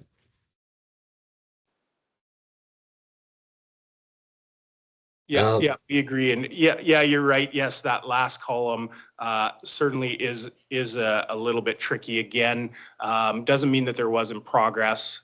Just means that maybe wasn't at the level that it would have been for a student who wasn't at risk. So. Okay. I'd like to. Craig, can I interrupt you for a moment? Yeah. Can I have you possibly try and lean in closer to the mic? I think just Sure. with your cold, it's just hard to hear you. Sorry. Thank you. The other, I just would preface my remarks by saying that I know that every staff member in our division is doing the best they can to improve everything for our students, no matter where they are where they're employed in the division. However, I'm seeing too much orange and red, and that's a bothersome feeling to me. The amount of orange and red that we have on this report. And I know sometimes it doesn't mean a lot, but if you do drop 3%, it causes problems. The other thing is it even the results from student learning engagement? It's declined by both the parent, the student, and it's just maintained by the teacher. So I guess there's some disconnect there. I guess my concern is these tests, these reports, or these grade 4, 7, and 10 haven't changed in 30 years, yet the population has changed quite a bit. And are these reports, are these surveys actually understood by the majority of parents and students and teachers?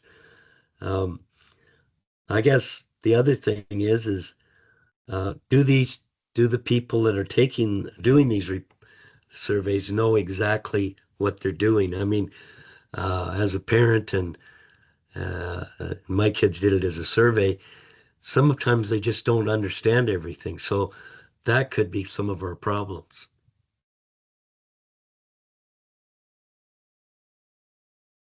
Yeah, would you like me to comment on that, Craig? Yes. Yeah, I can comment briefly. Yes, you're right. I mean, that's why I started off saying that, you know, I am concerned. This is not where I want us to be. And I think, you know, I don't know that this is a reflection of the good work that we're doing. And if it is a reflection of the work, then okay, there's some areas we need to improve upon. And there's nothing wrong with that and having those conversations. And as you mentioned, our staff work very hard and they're very dedicated. And, you know, I think we're up to the task. I think there is some work that needs to be done. There's limitations to the process, particularly as it relates to how parents access the information. Because like you say, I believe, generally speaking, for most of our schools, depending on your enrollment, some schools, they go out to multiple grades, but for the most part, it goes to grade 4, grade 7, and grade 10. You know, we've been lobbying to be able to provide parents with a code when they come to the school, and they can do it at the school, but the government isn't comfortable with that, so they mail the access codes to parents, and some parents get them, some parents don't. So there's definitely work to be done to make sure that parents know that this is, these surveys come out, this feedback's really important to us. And then, yes, you're 100% right, is making sure that's part of the reason why I want to share with the board, here's what the questions look like. This is what parents see, and also helping parents out with that so they know, well, this is what the questions, you know, this is what it's going to look like. You know, we really want your feedback on it, et cetera, et cetera. And then how do we also collect our other data at the town hall and through some of our surveying that we do that supports some of this and maybe fills in some of the gaps, some of the information that we don't get from this, or we get some information that we kind of go, like, I know what it's saying, but I'm not 100% sure what it's saying. And that's where something like town hall is a great opportunity to really add to this data and help us really understand what stakeholders are seeing and feeling. So short answer is yes, there are some weaknesses in the process that we need to address for sure. Yeah. And I'll just add on to that, Mike. This is advocacy around the process was discussed when we were in Team Lethbridge, discussing it with a minister because of the inaccessibility it presents. Inaccessibility to English language learners. Not everybody opens a letter and sees this fulsome letter and sits and reads it in that moment or finds their code. And certainly in school council meetings, when they've presented their assurance results for their school site, 6 or 7 parents does not represent the full school, right? So there's definitely challenges we need to advocate for and help find a solution to, for sure. Jenny. My comment is to the report itself. I do have a comment for the content, but for the report itself, what I'm wondering is people looking from our community at this report, do they know what they're reading when they look at these charts? Do they know when we look at the column with an N above it, do they know what that means? Do people know how to interpret these? Like, we see a lot of red and concern. We see a lot of orange of issue. But in trying to understand, you know, where are we seeing movement? Where are we seeing some forward growth, and where are we seeing some negative growth? These charts can be a little bit challenging to interpret fully. And so I'm wondering if that's something we could consider including into our report is, and especially we have this chart with these negative numbers, these negative results. We almost need like a legend. Like, we almost need a section where we explain what these charts are and how to interpret them and how to read them. Because if you just look at this and you just see all this red, all you see is concern, really. And so when we're trying to tease out, okay, here's where we're seeing a little bit of progress, or here's where we really actually need to be really focused, that might be helpful to add something like that in there. And then, if I may speak to just content, I echo Craig's concern. I echo what you yourself have said, Mike. We have some areas of concern for sure. We recognize the limitations of the system itself here, and that this is only one indicator, but regardless, we are seeing something that makes us concerned for sure. And especially having been concerned last year and having made it a priority and made it a focus, I think what we're needing to do is really take a hard look at our strategies and a hard look at the ways that we can implement and continue to implement those strategies and additional strategies that are going to help us get to a place where we are looking at a different result by next year. And so I commend the board for that commitment, and the division staff as well for that commitment. And I think it's valuable for us to see this and to recognize the work we have to do. And there's a lot. Hey, Jenny. Anyone else? Andrea. I appreciate you sharing the report, and I do echo what everyone is saying about it being front and center with our strategic planning. And I do commend all of our staff for all of the wonderful teaching that happens in our division. And I also agree about the inaccessibility of filling it out and how we could maybe get more parents to do it. I can kind of recall that in the past, maybe there was something that a parent got if they filled it out. I don't know, but I'm trying to remember that. And around students, talking about other students around citizenship, I'm hopeful that with our digital wellness policy now, I've heard at schools that students are really at lunchtime talking with each other, and I can, informing friendships, and I can see that in the future that will probably go up because they will know each other better. They won't be looking at a screen. So I'm hoping that that will help in that area. Allison. Thank you, Mike, for presenting the report. I know that today we need to approve the report, and I know that there's going to be future conversation for us to dig more deep. So I echo what my colleagues have said today in regards to looking further into some of those areas of concern. And then, of course, that knowing our staff are doing amazing jobs, it's us trying to figure out what we need to do to make a difference. Couple of areas that I just wanted to point out. One is, my page numbers came off the bottom, but when we have the summary of accomplishments, so number 19, and this isn't so much about the report, but more so that we were just recently up at ASBA, Alberta School Boards Association, and on the Sunday night was an awards ceremony.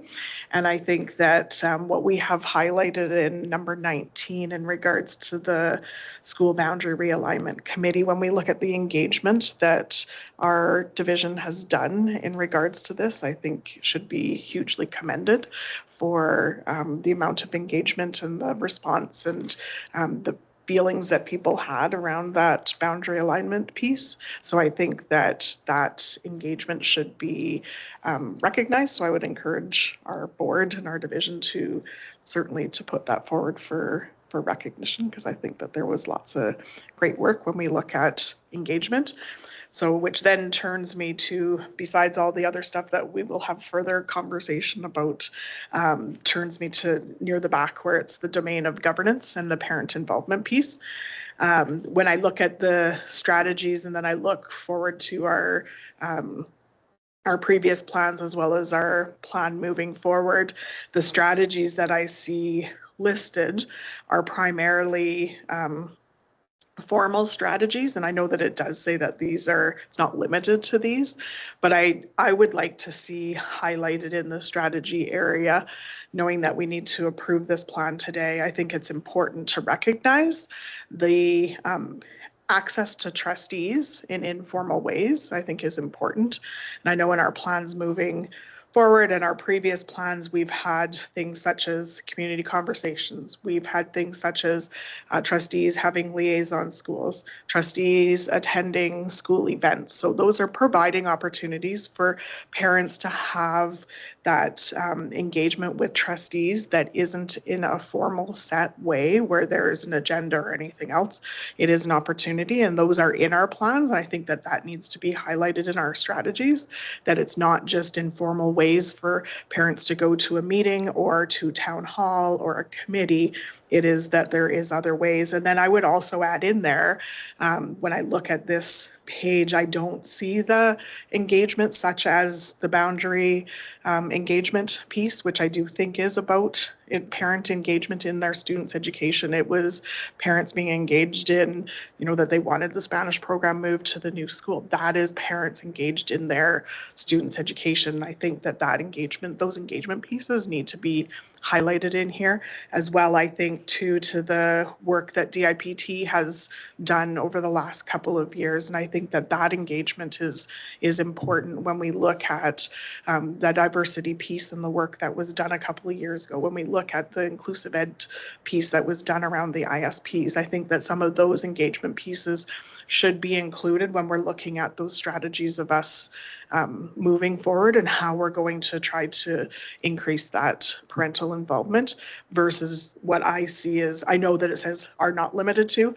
but I think if we could have a flavor of some of the other things that we do in our division that we have made attempts and we have done well, I think that those should be recognized in here, that engagement is in other ways than just attending a meeting.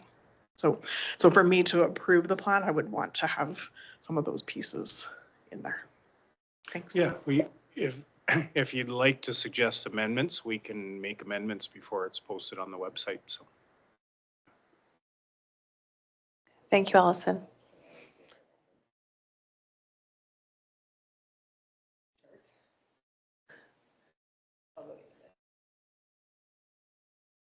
Is your hand up, Jenny? Okay, thank you. Are there any other questions or comments? Okay. Seeing none, I just want to say thank you, Mike, to you and your team for the time, effort, and diligence to put this report together. It is a fulsome perspective of our division, and there's lots of things that we were able to celebrate within this report, and there are lots of things we're doing well, and it's been said around the table already, we have an incredible staff community and parent community and student community that makes this all happen. And so thank you especially to the staff that serve our students on the front lines every day. And there's also there's room for improvement, and what I appreciate about this report and your approach is the intentionality to use the data to make us better. And we already see that in play. One example that comes to my mind right away is Erin's work on the new report cards and the videos that she's putting out and the feedback that I'm hearing even in that. You know, it speaks to our priority and focus on assessment, parental engagement, and building capacity. And even that action is doing all of those things with the end result, hopefully, intentionally, to be higher achievement for students, right? And so I appreciate the work that's already being done, and it's hard because we don't always see results right away. It's sometimes the long game, but I appreciate the work that you're putting in, not just to this report, but the actions that need to be taken to make success come to life. So thank you. All right, I'm looking for a motion to approve the report. I did hear some interest in amending it, so we Okay. can either, there's one of two ways we can do it. We have Yes. to have it on the website by November 30th. So, but you can always go back and amend it after the fact too. Like there's not, you know, you can put it up on November 30th and then amend after the fact. Or if there's some specific amendments that we can make, we can try and get those done by November 30th. So yeah, there's a couple ways you can do it if that's the way you want to do it. Yeah, certainly. My apologies. I know Allison suggested the amendment, and it was my understanding that a couple of the things were going to be put in. Allison, would you like to request specific wording, or do you want to just hand it to Mike? I'll let you speak to it. I would like the board to approve the 2023-2024 annual education results report as amended with recommendations incorporated from the board meeting of November 26. I feel that Mike has heard and that can make those amendments. And certainly it's not that all the things that I listed need to be in there, but I just feel it needs to have more of a flavor of those pieces. So. Like more in the parental engagement section. Yes. Yeah. Just on those informal ways or the other engagement pieces that we've done. Yeah. So. Yeah. And we've got a bunch of them in our assurance plan already. And it's nice to connect the two anyways. So that can be done. And then we can maybe add a few things in there. And that's not a big deal. And then Jenny, if we want to discuss yours as well. Yeah, I mean, certainly it's a really good idea to, I mean, we could just sort of do a chart and here's what this means and here's what this means. And we could probably try and put something together here in the next couple days even to put it in there. Or it could just be a future thing for us to do, because I do like the idea. It makes lots of sense. And that's one of the, I think that's part of our journey, is making sure that we're really taking the time to say, okay, what are these results telling us? And I think you're exactly right. Like, the colors do jump out in the chart. They tell a story just by themselves, but also what's the nuance, and then how do you just read the chart? Because there is a bunch of numbers in there. There's a lot of data, but it can be hard to, yeah. So do you have a perspective on that of, do you want us try and amend that before November 30th, or is that more of a future direction? That was going to be my question. My hand was up to ask, actually, to pose that to you, is whether or not that's something reasonable for you to accomplish before your deadline, or for it to be accomplished, or if that is something to kind of keep in mind for next time. So, I mean, if possible, I think that it would be something of value, but I make that request if it's within reason only. So. Well, I mean, I don't know. I think it is. I'd be happy to take a crack at it. I guess here's what I would be looking for, is if I go, whoa, this is, to do this right, it might take me a little more time, if, you know, if we'd still be okay with passing it and then amending it later or something like that. But yeah, I'd be happy to take a crack at it. I think we could get that process started. I like the idea of getting it in the ARR now, so we're not next year going, oh, we should have, oh, remember we were going to do this. So I think even if we can get something in there, then next year we can build on it and improve it, then I think that would be good. So I'll take a good whirl at it. I'll just leave it to your discretion to navigate that as you're able to. So thank you. Perfect. Thanks, Jenny. Craig? Yeah, I would be fine with the amendments, as long as, for sure, I agree with Allison. We should mention, we should mention the Boundary Review Committee and their work, because it was very transparent, very engaging, and the feedback that we got from parents was that they were happy with the way we processed that. So I would like that mentioned. Thank you, Craig. Anyone else? Okay, the motion is on the table. All in favor? And that is carried. Thank you.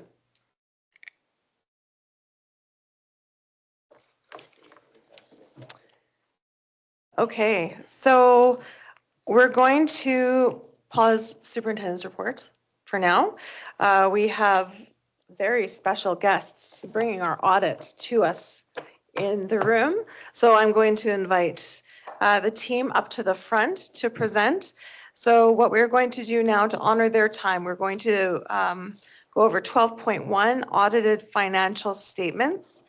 And then following 12.1, we will go to 10.1, since Avis is in the room, and do our 2024-2025 budget update. And then we'll tag back to you, Mike. Would it be okay if, before Avis goes, if I talk about one of my items, the enrollment growth follow-up, and then that will dovetail into, you'll provide more, yeah, okay, awesome. All right, thank you very much. So it's that time of year where we've had our fiscal health checkup to make sure that the division is reporting our revenues and expenditures and operations correctly. And so here are our auditors with us, Will Zobel, who's the partner with BDO, and Kylie Hogg, who is the audit senior, who really did all the work on the audit. Her and her team came. They spent the week in my office, working diligently to do their audit testing and ask a lot of questions of Avis and the team, and then as well as myself. And so they're going to present the audit report and findings. And then as the financial statements are management's responsibility, Avis, who does all the work on putting those together, she's going to present the audited financial statements to you. And I do want to put a plug in, though. The audited financial statements you see are a really a template requirement from Alberta Education, so all divisions have to have that. But we also supplement that report with our management discussion analysis. And so if you read anything, read the management discussion analysis report, because that really tells you the whys and the whats, and because you'll go through the if you look through the audit report, which I'm not saying not to read the other statements, I would suggest you do, and the notes are very informative. But if you're thinking, well, why did that change, or why is that? Look at the management discussion analysis report, because chances are it explains it. So, okay. All right, turning it over to Kylie and Will and Avis. You'll need to push the button on the back of the microphone first. Sorry. There we go. Perfect. Can you hear me? Perfect. So thank you for that introduction, Christine. We have audited the financial statements of the Lethbridge School Division, which comprise the statement of financial position as of August 31st, 2024, and the results of operations, change in net financial assets, cash flows, and statement of remeasurement gains and losses for the year then ended, and then the notes to the financial statements, including a summary of significant accounting policies. In our opinion, the accompanying financial statements present fairly in all material respects the financial position of the division as at August 31st, 2024, and its results of operations, changes in net financial assets, cash flows, and statement of remeasurement gains and losses for the year then ended in accordance with Canadian public sector accounting standards. So in other words, it's a clean audit. And then we would just like to thank Avis and her team for all the help that they have done throughout our audit.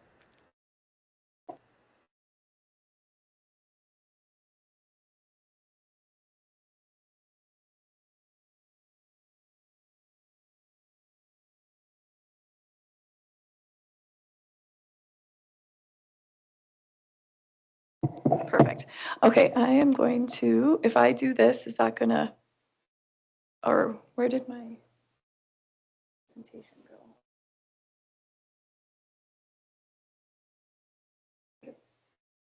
No? Okay, you know what? It'll take 2 seconds because it'll just have been, oh, nope, there it is right there. We're good. Okay. Okay, I am pleased to present the 2023-2024 audited financial statements and the related financial reports, which have all been provided to you in your agenda package. The following provides a high-level review of the financial statements and provides details of the management discussion and analysis, as well as the financial health indicators report. During this presentation, we'll review the following areas: student enrollment, the division's financial position, accumulated surplus and reserves, statement of operations, financial health, and the additional data that's available for understanding the 2023-2024 finances.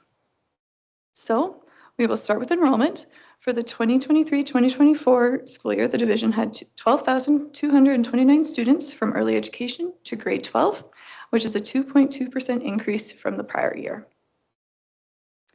For the financial position of the division, as shown on page 4 of your financial statements, as at August 31st, the division had financial assets of $18.88 million, which comprised of cash, investments, and receivables. Of the receivables, the vast majority relates to Alberta education grants, the weighted moving average funding adjustment, and CMR funding, and the GST rebate from the federal government. The financial position also comprises of $17.83 million in financial liabilities, which is mostly comprised of payables, unspent deferred contributions, and the asset retirement obligation.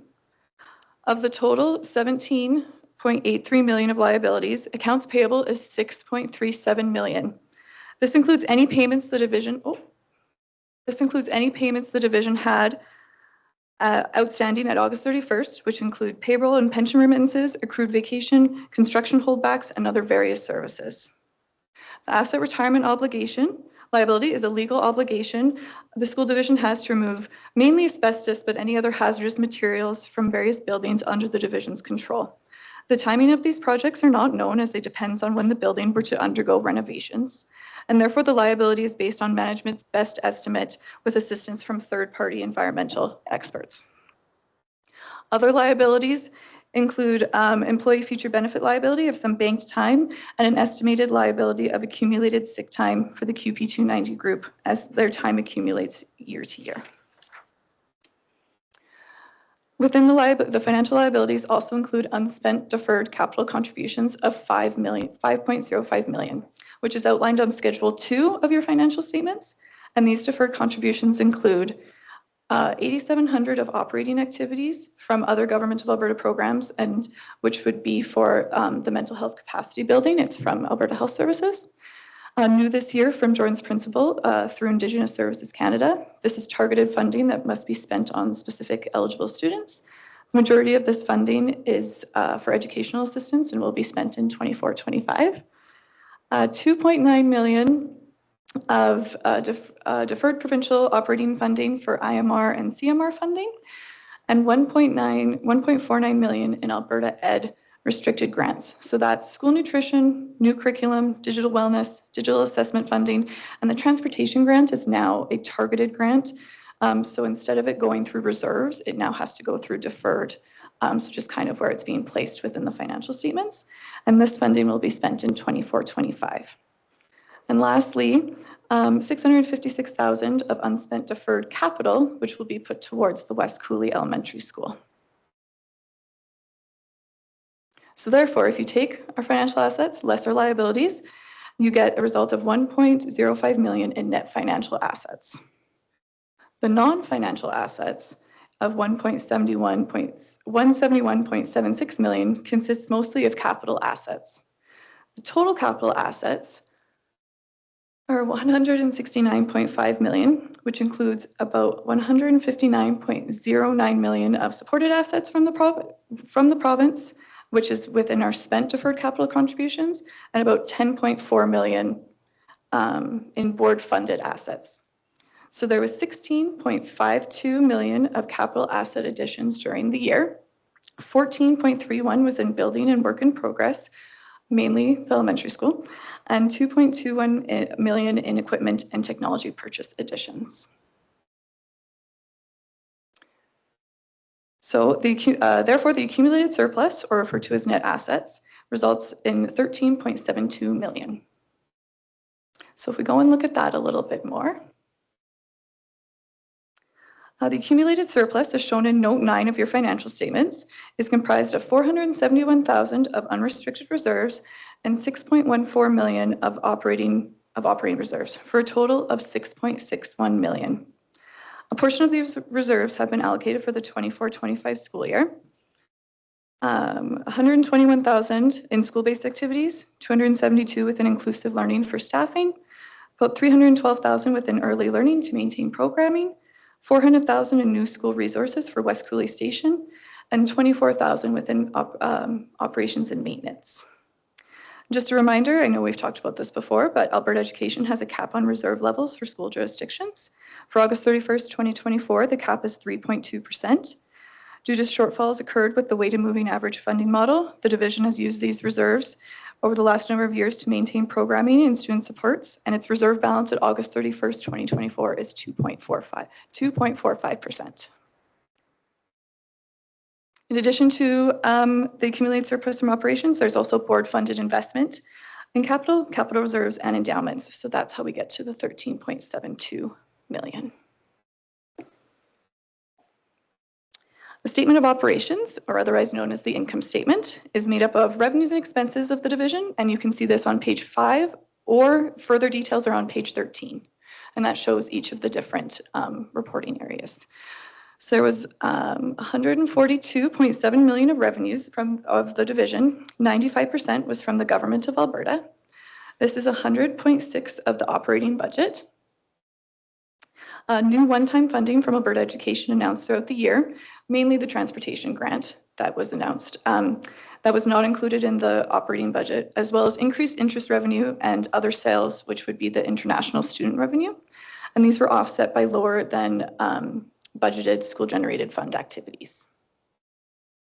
And then just a reminder that the budget within the financial statements is the preliminary budget that would have been approved, that's legally adopted in May of 2023. The year-end reporting and all the other financial reporting for the division is based on the operating September 30th budget, as this provides the most up-to-date budget based on available information. So just if you're having to be looking at the income statement on page 5 and you're not sure where those numbers are not necessarily lining up exactly, that's why. There was also 144.02 million in expenditures, 79% is staffing costs, and expenditures were at 99.9% of operating budget. Instruction had a deficit overall, but was less than budgeted. There was also a deficit within operations and maintenance. Page 14, or Schedule 4 within the financial statements, breaks down the costs within the plant operations and maintenance area. This area continues to see cost pressures as funding is not keeping up with rising costs. Transportation at year-end had a surplus due to the revenue earned from the cost-sharing agreement with Holy Spirit. The remaining amounts are now deferred through Schedule 2, as we previously discussed, which was about $37,000. So the total surplus at the end of the year in transportation was about $80,000 and will be used in the future years to support increased contract costs. System admin had a small surplus of about $95,000. And lastly, external services, it is the international program, which saw a surplus at the end of the year of $339,000. So these funds have been transferred to reserves for future use. Spending by program, so comparable with prior years, 81% was spent on instruction, 19% was spent on supports. And then the breakdown of expenditures shows that 79% was spent on staffing. Oops, got too excited there. There we go. 79% was spent on staffing, 16% was spent on services, supplies, and contracts, 5% was spent on amortization, and the remaining was on other expenses. For additional details, you can review your management discussion and analysis document, which will then be posted as well after online.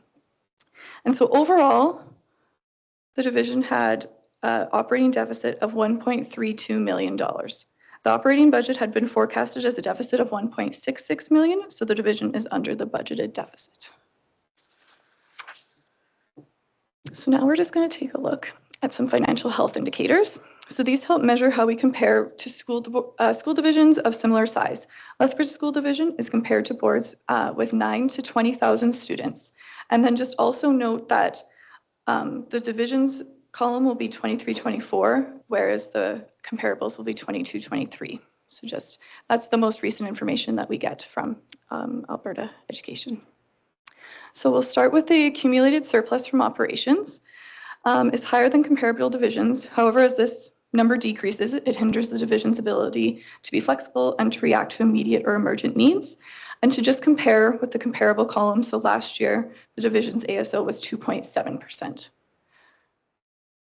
Liquidity is measured by taking financial assets less financial liabilities. A ratio greater than 1 is desirable. This means that the division is able to pay its current liabilities as they come due. At year-end, the liquidity ratio is 1.06. However, if you take out the ARO liability, that ratio becomes 1.61 because if you look at the liability, there's no corresponding receivable. I won't get too technical. This decrease is expected as the division has spent some of its savings, therefore its cash is being decreasing. And just to compare with the comparable, the prior year, the ratio was 1.2 for Lethbridge School Division. Working capital per student is the amount of money available after discharging all the division's liabilities. And again, it just shows the division to meet emergent needs and provide new initiatives as the division continues to grow. This ratio is at $86, which is a large decrease from the prior year of $369. However, the average for all school divisions within Alberta in 22-23 was a negative $46. So that just kind of shows funding is not necessarily keeping up with student enrollment increases. Capital asset net book value compared to costs broken down for both buildings and equipment, and as well as vehicles. The percentage of the net book values to historical cost illustrates how new to the division's assets are. And then lastly, capital reserves per student assess how much money has been put aside into capital reserves for the future replacement of capital assets.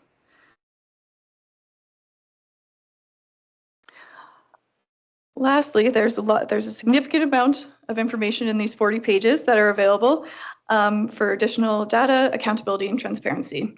There's 2 unaudited schedules as well that are within the financial statements.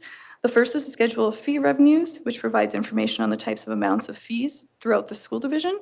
The second unaudited schedule is a system administration, which provides details on the administrative costs and provides a breakdown of the many administrative areas throughout the division. One additional note that is typically beneficial is to indicate the amount of within the school generated funds, showing funding and amounts expended. At the end of the year, there was 3.19 million in unexpended SGF funds, including deferred revenue of about 105,000 and 3.09 million in accumulated surplus. And lastly, to just provide a bit more detail, there's infographics that have been created to provide for the division's 23-24 financial statement information. They include discussions throughout this presentation on enrollment, expenditures on operations and capital, and accumulated surplus and reserves. So I know I always like to talk too fast, but are there any questions? Oh, Christina. Thank you, Avis. Christina. Thank you so much. Always so good. And I'm always just like amazed. I don't know anything that's going on. You do, so that's good. So to help me better understand, Yes. I have a couple of questions. And Chair, you can stop me to pass me along if you want. But page 27 of the audit, I just have a question about the accounting changes coming up. Oh, yes. You've talked a number of times at our reports about the accounting changes that we've experienced over the last maybe 2 years, I'm not sure.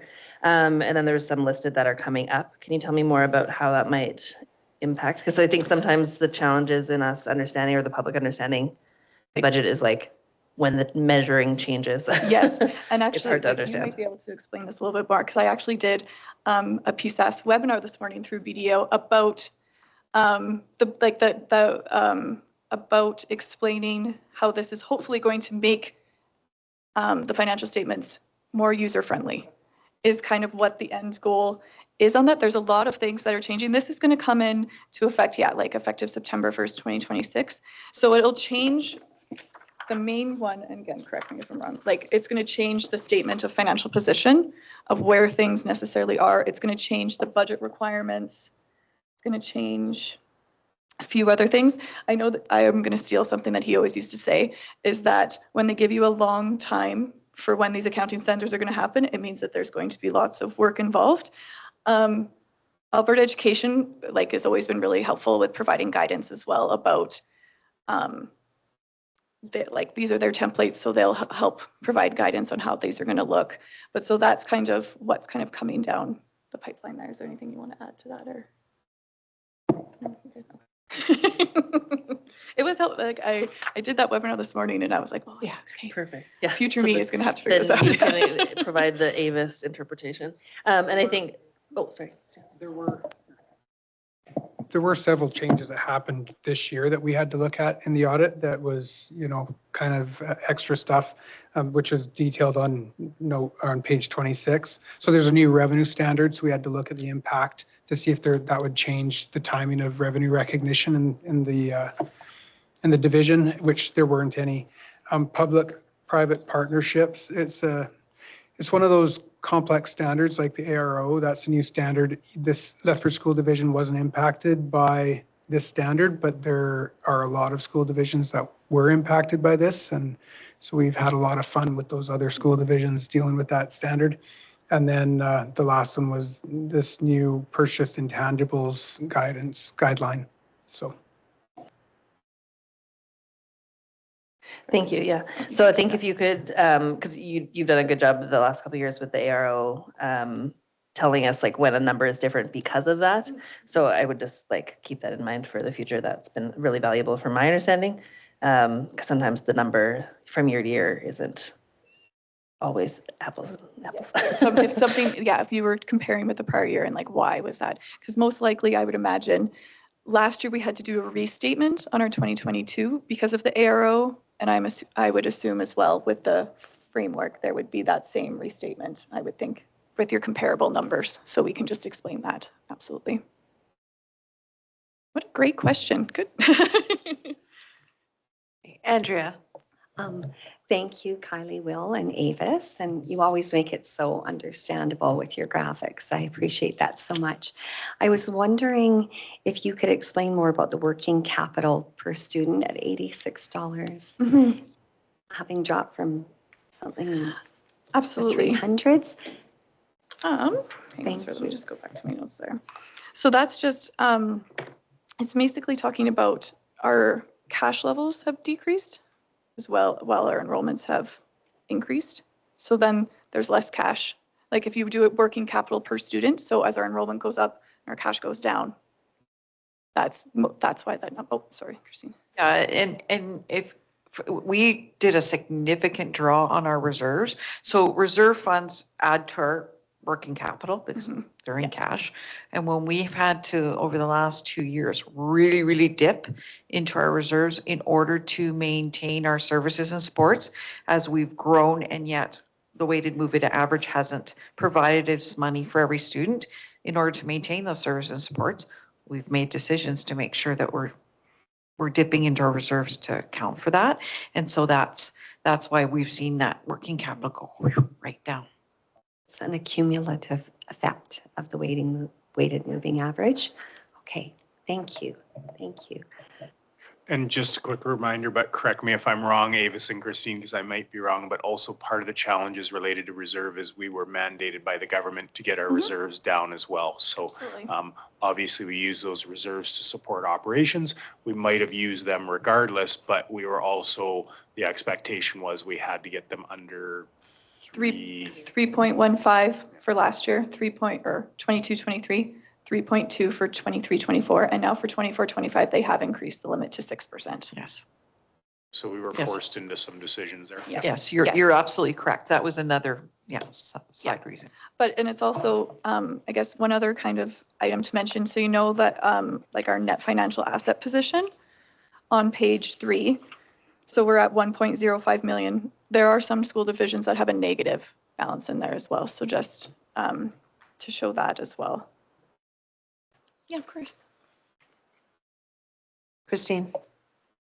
Well, maybe, I know it wasn't mentioned, when we have the audit, sometimes there's recommendations in a management letter. Can you speak to what the findings were for the management letter for the school division as well as the school generated funds?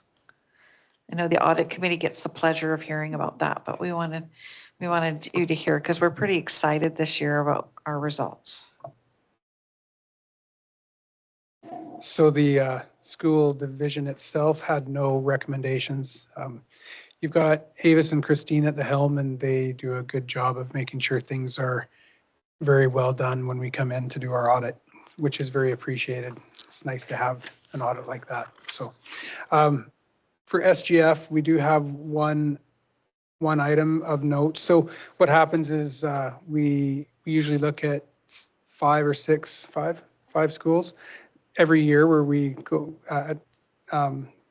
we look at different schools every year, and then we go in and we test certain tests on their funds, and we look at their controls over their cash and whatnot. And in our testing, there was one item, so during our revenue testing for the specific SGFs selected, it was noted that the following school was not following protocol for using the cash envelopes for each event, including, and then it mentions which event it was.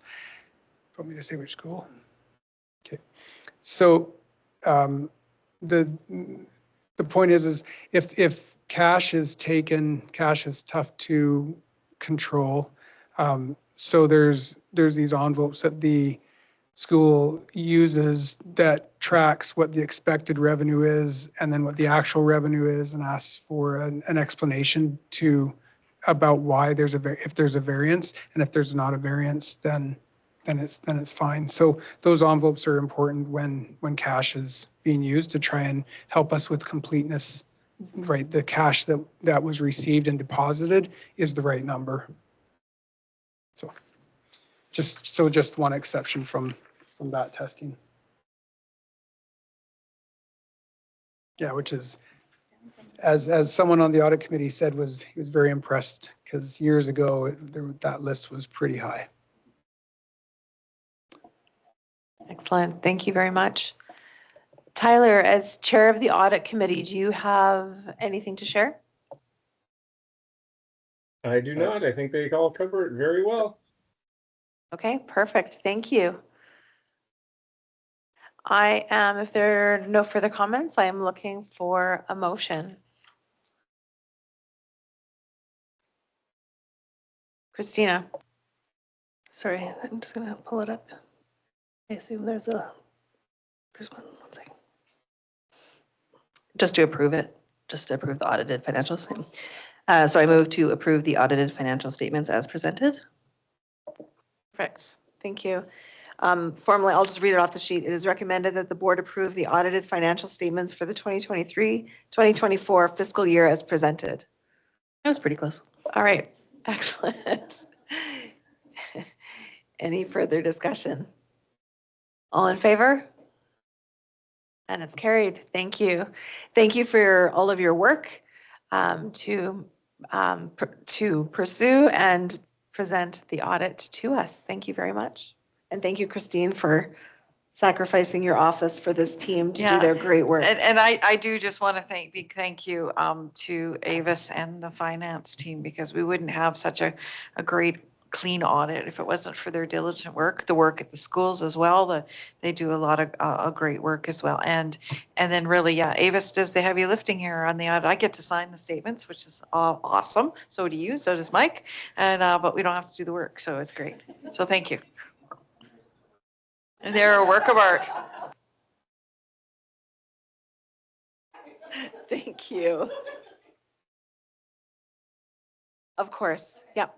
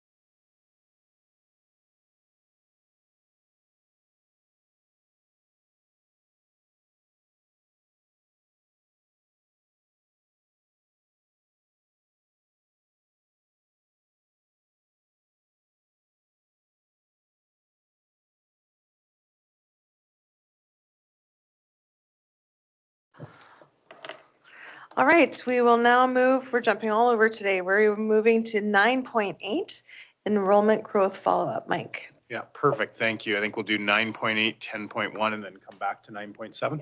Okay, awesome. Thank you. really appreciate that. Okay, 9.8, and that's enrollment growth follow-up. And this comes from a motion that was presented by Andrea last May, and it says, subject to the enrollment contingency of $754,000 being allocated classroom teachers and educational assistants if enrollment projections are met by September 30th, that the instructional expenditures and transfers be approved. So this was essentially, we had about $754,000 in contingency, and I'm going to explain this, but Avis will provide more detail. Because what we're doing is we just did the audited financial statements, so 23-24, and now we're talking about 24-25, what happened last spring, and then where are we now? And so this just kind of ties a loop on that motion that Andrea put together, and also gives you an update, most of which you're already aware of, but just maybe a finer point. I'm going to talk at 30,000 foot level, and then Avis will certainly provide more details. So as you, in relation to this motion, as you know, we didn't hit our enrollment growth projections. So that 754,000 was not available for us to use because of that. So we just wanted to make sure that we tied that loop on and made sure that that was clear. So our enrollment did go up, but not by the amount that we thought. And then you'll see the way enrollment's calculated. We hit the $1,500 mark instead of the 4,000. And then there's some money other places because we didn't hit our enrollment that's going to be clawed back. So you know all of this, but it's just important to make sure that we're clear on that as well. A little bit of new information that Avis will have in her report is that, even this year, even though we didn't hit our enrollment projections, we still have approximately 85 students that aren't funded in the division that we're serving. And that number goes up every day because kids arrive into our schools, which that's just the way it goes. As well, another thing I want to make sure, what I did was I looked back at last year on this November report because I wanted to be able to articulate to you a little bit the changes in staffing. Remember, staffing levels fluctuate throughout the year. They go up and down. So a lot of what you have to do is compare a snapshot on this day and these conditions to the snapshot the year before. So one of the things I did is I just looked back at the November report that Avis did last year versus now and what were our numbers. And so last year, our teacher FTE at this time in this report was 664. You'll see in the current report, the numbers might change before the end of the year, but right now we're at 671 FTE. So an increase of 7. You'll see some minuses in the teacher FTE because we had some contingency set aside, but because we didn't hit our enrollment, we didn't use it. But I just wanted to remind you that we did go up by 7 compared to last year, which we knew because our enrollment continues to grow. And also we're still trying to catch up from the previous years. So that's important to remember. The other thing is for support staff, last year in this report, the number was 464. That number is now 492. So that's an increase of 28. About 12 of that is Jordan's principal, and the other 16 is staffing that we put in, recognizing that we need to have more support staff in our schools. So just wanted to make sure you were aware of those things. The other thing is Christine and I, when we were up at ASBA and on the drive back, I was driving, Christine was working on a letter.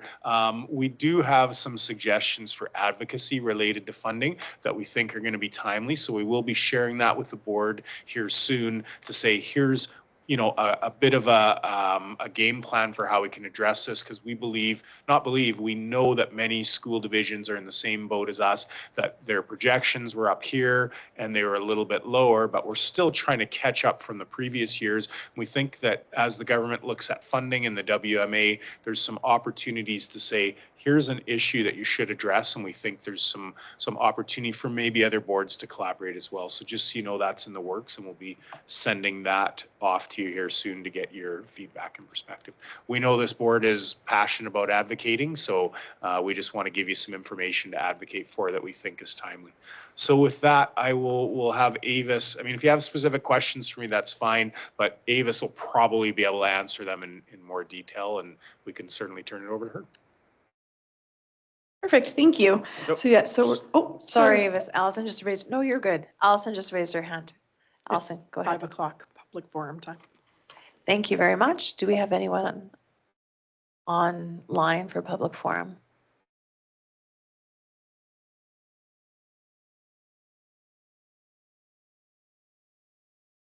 No?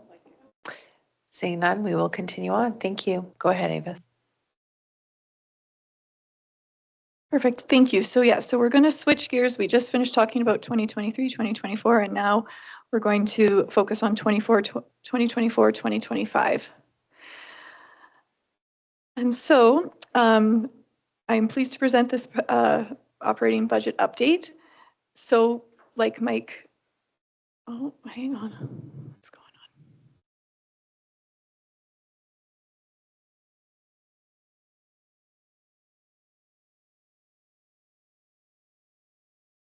How to get rid of that?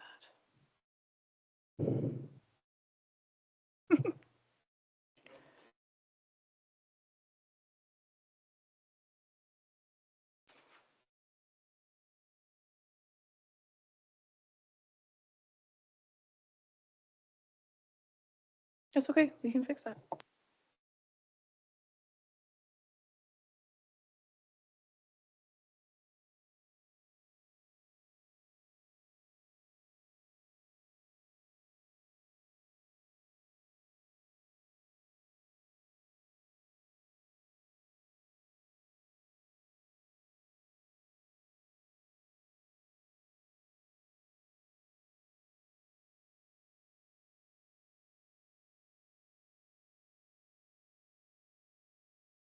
All right, so yes, just a reminder that this is an update to the preliminary budget that was developed and approved in May 2024. This budget is updated for the September 30th enrollment counts and any other updated information that has occurred since May of 2024.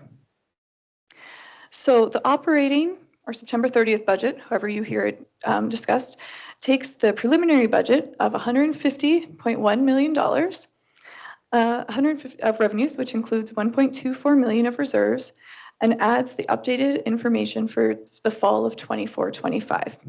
So this includes a decrease in enrollment growth funding throughout the budget of approximately $472,000. In the preliminary budget, the enrollment growth funding had been held back and was not allocated in case the enrollment numbers were not met.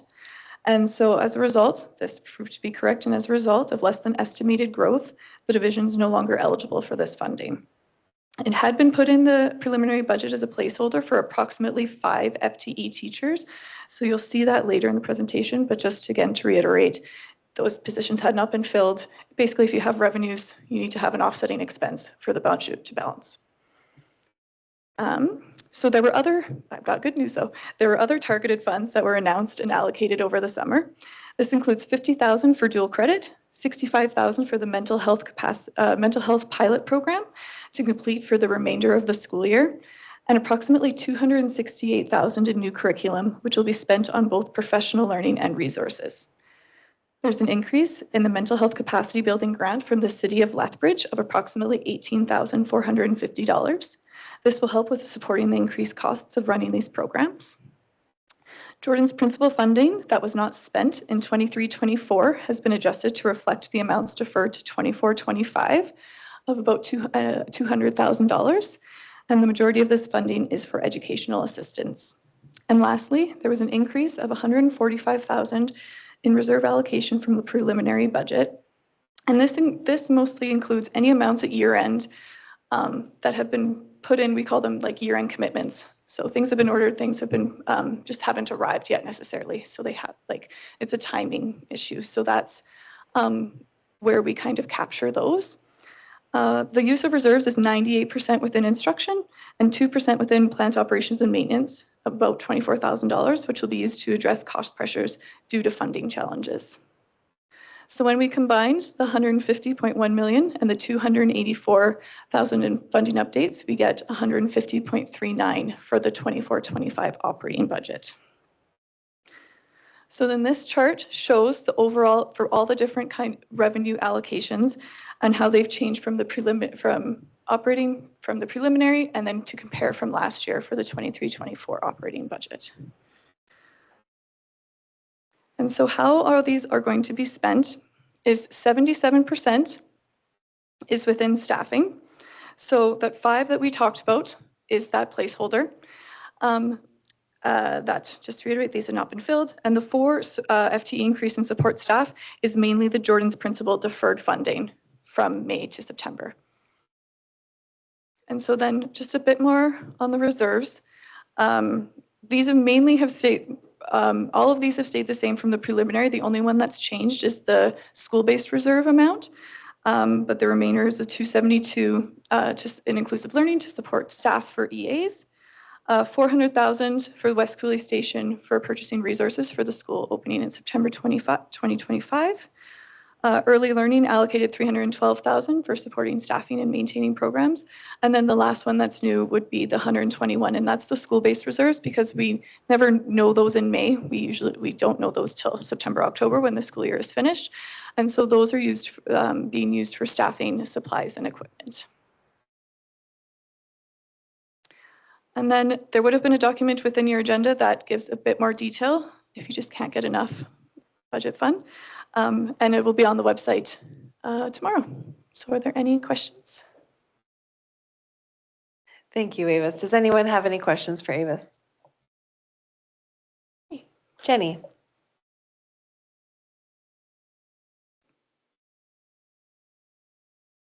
Thank you, Avis. Thank you for the report and for your previous presentation as well.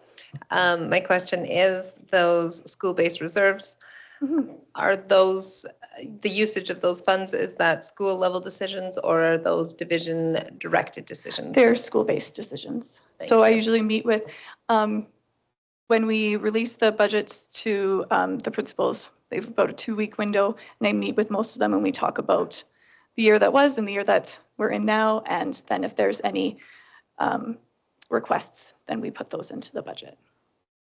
You bet. Any other questions? Andrea. Thanks again for making that so understandable.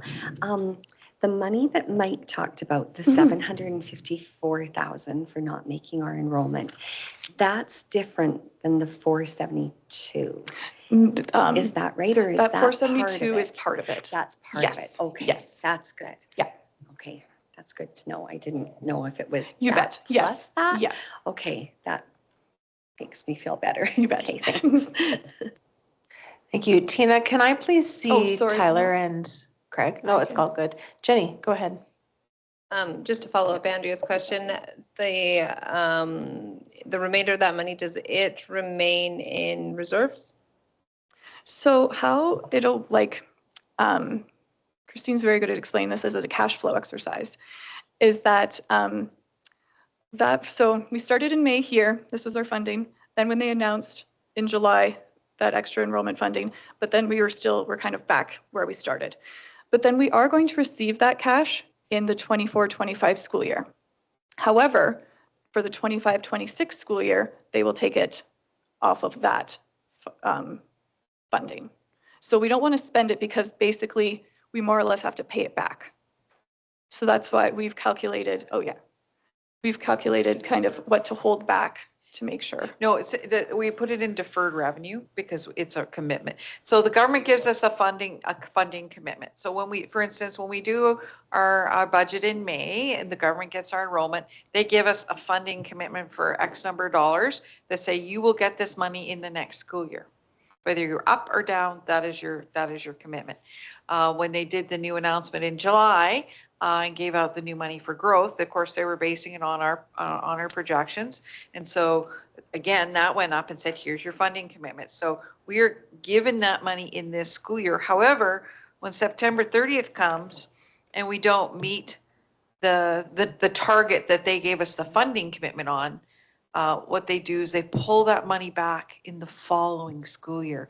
So yes, we have the money sitting in our bank account, but they're going to pull it off next year. So you have two choices.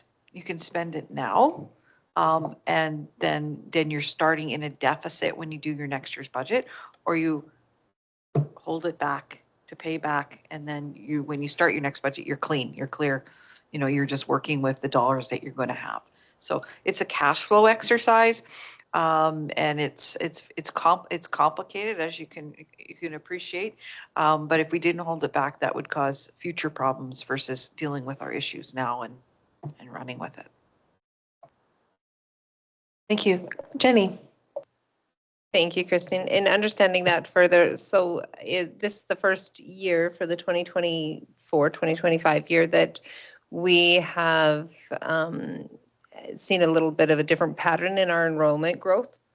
And so is this the first time that, like, next year they're going to claw that back, or is this a pattern over the last 4 or 5 years? Well, actually, and Avis will correct me if I'm wrong, in our first year of doing this under the new model, actually, we were in a clawback position, but COVID hit. And so what they do is they held boards harmless and said, we are not pulling that back, that money back. So we technically would have had to pay it back and we didn't. So that during COVID, that because enrollment went across the board, all boards experienced that, right? Our project enrollment dropped. And so they held boards harmless. And so you were allowed to keep and use that. Then when we came out of COVID, we're back under the new regime of the old regime of running where they'll claw it back or you get it back the next year. Same thing as if we were last year, our actual September 30th were over budget. So we actually got that little bit of extra in this year, which we of course we added into our budget right at the hopper because that was extra money we were getting as an adjustment in this year. So it's always a year behind, which is very difficult for planning and budgeting. I mean, well, you know what it is, but it is still difficult. I hope that explains it. Yeah, and then when they provide, like, we get the funding invoice or whatever, say it's this would be for next year, so for 25, 26, say it's $1 million, but then they'll say clawback amount, and they'll have calculated that amount that they'll take off before, because they're like, well, we've already given you this funding. Yeah. Any other questions for Avis? Okay. Oh, Jenny? If this is the appropriate time to ask, I'm turning myself off. I do have a little bit of, I have a question that is more specific to something that came out of Christine's report rather than necessarily what you just shared with us. And that's just, we're looking for a little bit of clarification. And Christine suggested that maybe when we had you in the room, we could ask you a little bit about, and so correct me if this is not the appropriate time to ask this. But we're just asking the question around we've done this shift of the centralized bank account for the school generated funds. And so with that, we recognize, and we've heard some feedback from some of our school councils who previously perhaps had societies or are looking for clarification on their bank accounts. And so we are looking for some clarification on understanding how that movement from school generated funds into a centralized bank account, how that affects specifically the school bank accounts. Because from my understanding, previously, some of our schools operated in a way where the school had a separate account for just that school council. And that hasn't changed, just to confirm, so prior to, sorry to cut you off, but I'm just, so prior to the change, they would have had a school bank account at school X. Elementary school X would have had their school generated fund bank account of $10,000. Within there would have been the school council amount in there, and it's tracked separately within KEV, which is our school cash online software. So of that 10,000, 1,000 would have been tracked separately. That hasn't changed. None of that has changed. Just instead of the one bank account, it's now, or one bank account per school, it's now just one bank account per all elementary schools, but it's still being tracked. Yes, the reporting hasn't changed. Thank you for clarifying Yeah, that. you bet. Reporting hasn't changed. What about the accessibility for those school councils? Can you I'm just anticipating questions. And so wanting to just be as informed as possible. Can you kind of walk me through a little bit what that process looks like for parents that belong to that council that are going to use some of this funds or are looking for reimbursement? Say they go out and buy stuff for hot lunch and then they need to be reimbursed and just kind of how that process, so access to that works. That process hasn't changed because all of those payments would have been coming from the operating here anyway. No schools were writing checks to parent A for reimbursement of hot lunch. It all would have come through centrally. Yes, so that part hasn't changed. It would just be the main thing that's changed, instead of having to do 24, or right now 15 separate bank accounts or bank reconciliations monthly, now it's just one, I would say the main difference. And that's all being tracked. Each school got deposit slips with their location code on it. They submit, the admin assistant submits the documents to our school accounting coordinator, and she keeps track of that.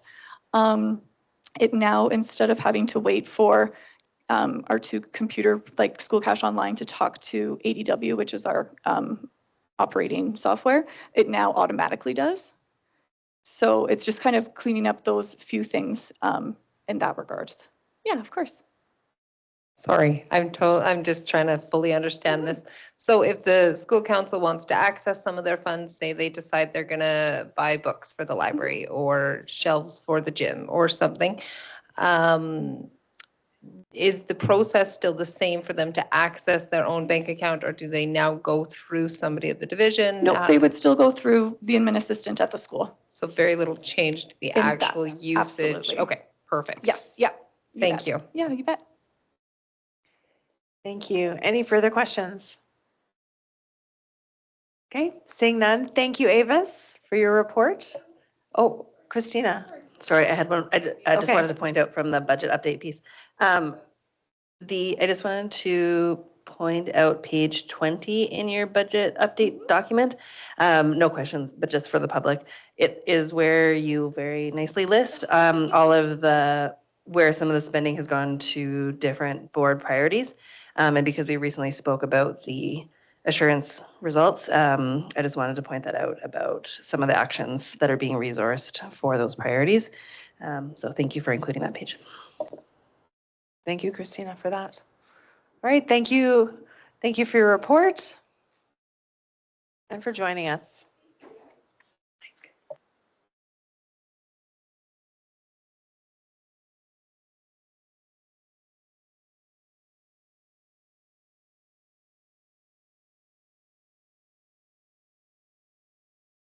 Great.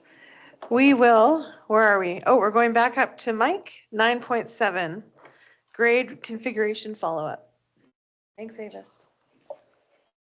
Okay, yeah, thanks for this. Just to follow up, in September, at the September board meeting, Trustee Jenny Steed presented a motion that the board have us provide information pertaining to grade configuration, report back to the board at the November Committee of the Whole meeting.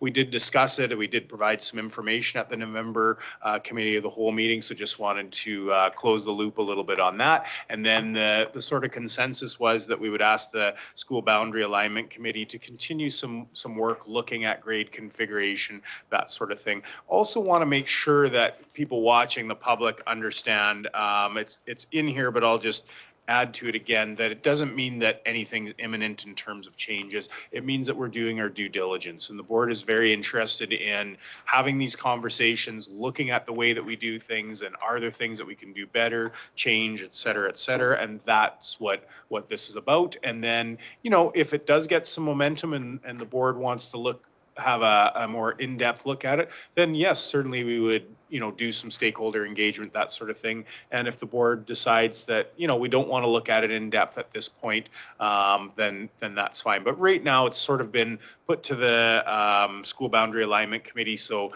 we can do a little more work and maybe make some recommendations back to the board, that sort of thing. So just want to make sure that, one, we close the loop on that publicly, and two, just to, because, you know, sometimes when people hear grade configuration, they start to go, oh, what's going on, and are we making changes? And certainly it would be preliminary to make any of those assumptions at this point.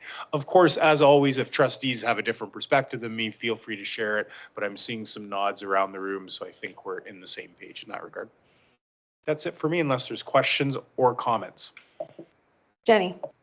I did have a question. The Boundary Alignment Committee, how often is that regular? Do you have regular meetings, or is that one, how often does that committee meet? Is that scheduled? No. Okay. Okay, thank you. Any other questions? Okay. Thank you. Now we are on to board chair report. I have one item, 11.1, Team Lethbridge. On November 5th to 7th, Mike and I got on a bus with 49 other team member participants and drove up to Edmonton for 2.5 days of meetings with ministers and MLAs. And it was a really good time to connect with leaders within our community to capture and showcase Lethbridge as a city and how we can be a hub for solutions and piloting to the provincial government. And on the memo that I put into the agenda, I listed the ministers that we were able to meet with. Minister of Service Alberta and Red Tape Reduction, I just want to say Honorable Dale Nally, that is where I held the conversation around our assessment survey. And he will be passing that on to the appropriate people. So we shall see where that ends, or lands, I should say. But that conversation was held. I was also able to meet with the Minister Nicolaides, Minister of Education, and we had a really great conversation around trades, dual credit, the opportunity to bring more trades and trade spaces into the schools where students are. We spoke to how the collegiates are an excellent partnership, but they're one step in a bigger plan, I think. And so how can we bring trades into the schools to give more students opportunities? Also spoke to our kindergarten. I did present the kindergarten proposal to the minister. And what else? And did extend bouquets around the cell phone policy, the school construction accelerator program, and revisiting the weighted moving average.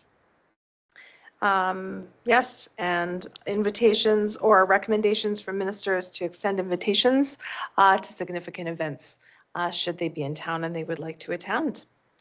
Is there anything you wanted to add about your trip to Team Lethbridge? You don't need to, but. No, yeah. I'll add just a little bit, but not too much. Certainly similar experience. It was very positive, deeply appreciative to the folks who organized the trip, to the MLAs. We had an opportunity to meet with elected officials from both parties, and that was very helpful and very much appreciated. And what we emphasized in our meetings with the ministers that I was in is, how this all relates to education, and each of these portfolios do, because education touches just about everything. And again, just that reminder of how much we cooperate in Lethbridge and how much opportunity there is here, and certainly government officials were appreciative of that. So. Excellent, thank you. Any questions around that? Andrea. I just wanted to say thank you so much for your advocacy around the September assessments in the kindergarten program. I really appreciate that. Thank you. Absolutely. All right, we will move on to 12.2, appointment of returning officer 2024 election.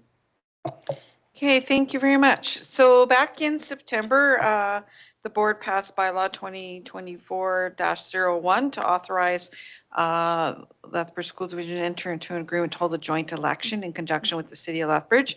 What that means is the city of Lethbridge runs the election for us, which we're absolutely grateful and appreciative, because it's a complicated and a very expensive venture.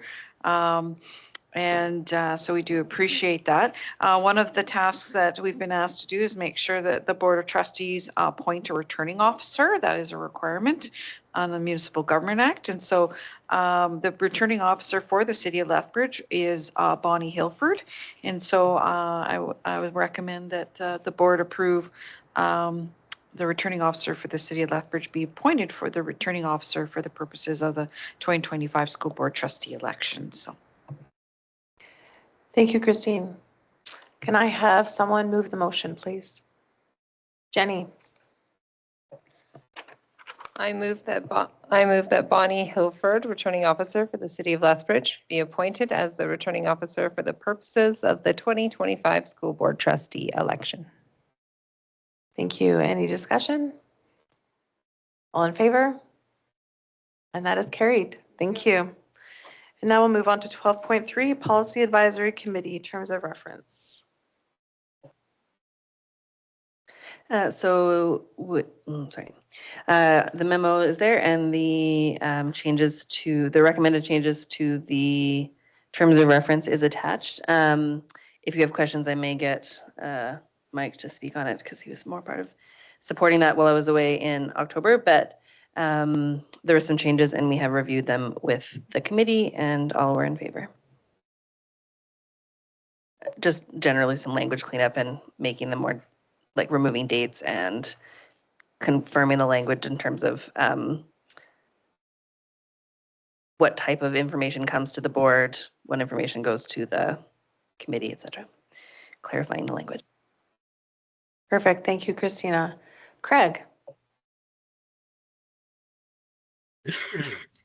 One of the areas that I'm a little concerned of the purpose, it says to advise on the amendment or development of division policies.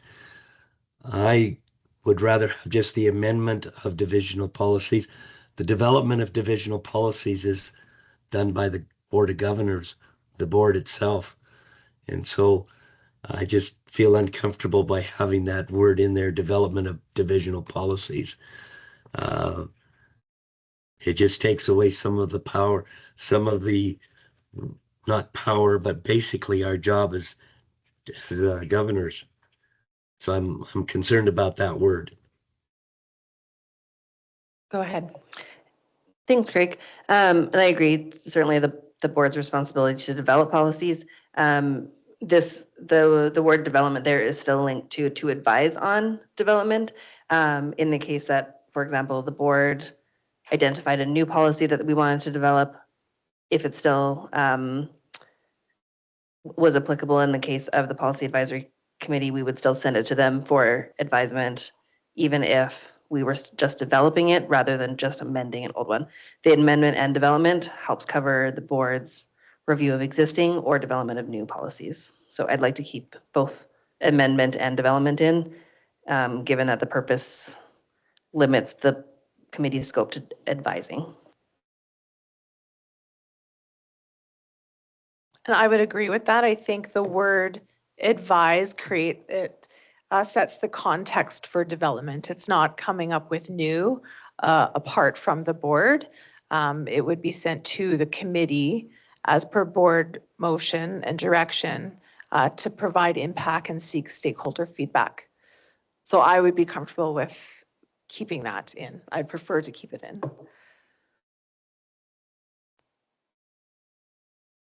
Are there any other comments?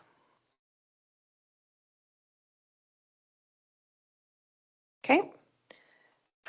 I am in need of someone to put forward the motion, please. Yep, you can. So I move that the board approve the revised terms of reference for the policy advisory committee as presented. Thank you, Christina. Any further comments? Those in favor? Those opposed? Craig Whitehead is opposed. Thank you. It is carried.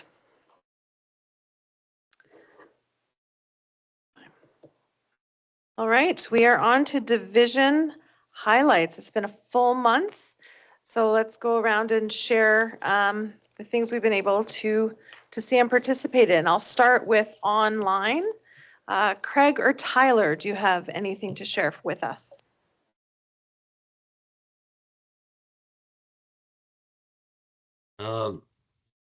I attended Coalbank's school council. I was also able to visit Proby, Coalbanks, and Emmanuel Christian schools this past week and a half. And I also attended Public School Boards Association meeting and ASBA. Thank you, Craig. Allison, do you have anything to share? Yep. So division highlight for me is hearing the excitement this weekend for our LCI girls volleyball team. It was my understanding it's the first time in their history of LCI that the women have won provincials for volleyball. So huge congratulations and shout out to them. And last month I brought forward one of our students that has an exhibit in the Galt in regards to skateboarding. This month, I need to bring forward that esports is highlighted and our division is highlighted in the Galt Museum. So I think that that's pretty exciting and great to have us out in the community for people to know, understand, and hear about the highlights of our division. And then the last thing, just to highlight, is the Trades for You, which is happening tomorrow night, to know that the number of businesses that have stepped forward, to know that all of the local spots were scooped up pretty quick for our students, as well as obviously other divisions were able to take those spots, but it is definitely much needed event for our students to have those opportunities in our business community. So a huge shout out to all of our students as well as their families that are going to get them there, and then our business community that's ensuring these opportunities exist. So thank you. Thanks, Allison. Jenny, do you have anything to share? Yes, I will highlight some of the things that I heard when I attended one of my liaison schools this year is Agnes Davidson. And some of the things that I heard there, I think are worth highlighting. They represent not just the work being done at Agnes, but work that reflects things being done in all of our schools across our division. And so I think they're worth noting. I was impressed by the efforts that are being made to connect with community and to teach our students about leadership and about awareness of others and about service to others. And some of the things that they were highlighting in their upcoming schedule, they included a holiday market that they held on a Saturday. And so that meant that our students and our staff and the people of our division were coming in on their day off, and they were doing extra work to raise money for a purpose. They also had a bake sale where they had a goal for their grade 5 students. They bring in their baking and they have their grade 5 bake sale, and it's a much anticipated sale in the year, and they raise money for an individual that lives in Honduras that they're able to send that money to, and that collectively as a community they work toward this goal and become aware of somebody who has a need that they are able to join together in assisting in that need and become aware of the world around them, and as well as the community around them as they hold this bake sale. And from what I hear, community members come to the bake sale, and I was cautioned that I'm only allowed to buy so much because it's a hot commodity over there. And also they were anticipating their upcoming clothing drive. They were gathering winter gear for members of our community in need as well. And I was impressed by the work that is being done, not just to benefit their own school community, but the communities around them, both globally and locally. And it's work that I've seen as I've been a liaison in different schools and in my own kids' schools. And I just thought it was worth highlighting that impressive life skills that we're teaching our students and that are being supported by our staff. Great. Thank you so much, Jenny. Andrea. Require reading glasses. I got out to Galbraith and McNaughton Norris and Wilson and General Stewart for their really fun Halloween activities and got to all of their council meetings. And I wanted to give a big thank you to Galbraith, Senator Buchanan and Proby for the wonderful early years drawings that they provided to us to take to the Alberta School Board Association FGM, where they were well received. I also attended a beautiful Remembrance Day ceremony at Wilson. The whole student body was so respectful, and I loved getting to sit with Andrew and his class. Thank you, Andrea. Christina. I want to highlight post-secondary fair that happened this past week with career transitions, not formally part of our division, but certainly closely aligned, and a great opportunity for many of our students to engage with post-secondary opportunities. In particular, this one was special because it was post-secondary institutions, not just from Alberta, but from all over. So great chance to meet and have families start to map out next steps. I know a lot of students that I've talked to recently are like grad is feeling very close all of a sudden. January feels really real. So looking forward to the last part of the year for our grade 12s and their next steps in their journey. Yeah. Excellent. Thank you. For me, I was fortunate enough to be able to attend 2 Remembrance Day ceremonies. I attended Gilbert Patterson as well as LCI, and the students did an incredible job creating a moving experience to reflect and remember on that day. I was also able to attend Hive Night #2, Builder Bees at Plaxton. It was a really great event, and it was a buzz. It really was. And there was high attendance and just a really great energy. And it was just really great to go around into all of the classrooms and see teachers engaging with the parents and the students showcasing their work and just the building of that community. And I was able to hold some conversations around just assessment and relationship and just the value of these nights on top of report cards and what that all looks like and how people are excited to move forward just with a deeper understanding of what's happening in the schools. I think parents are thrilled to be in the buildings and meeting the community of teachers. And so kudos to Plaxton team for putting on a successful event on that evening. All right, we are now moving on to information items. 14.1, Craig, PSBAA. Yes, the Public School Board Fall Meeting, November meeting takes place just before ASBA. The things I highlighted was the first day, the Friday, and there were 4 professional development sessions. All of them were really good.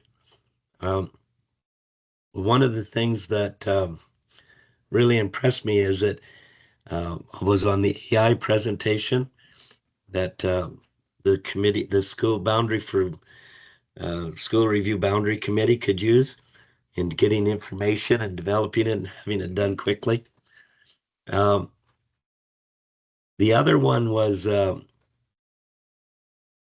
presentation on Friday night by Janet Brown, who's a well-known pollster in Canada, in Alberta. And she talked about why the pollsters got the United States government, the United States election wrong. And she talked about things that are happening in Alberta right now. That was well informed. And then on Saturday we had the PSBA meeting. One of the advantages, and I'd like to stress this, one of the advantages of the Public School Board Association meetings is that every board only has 1 vote.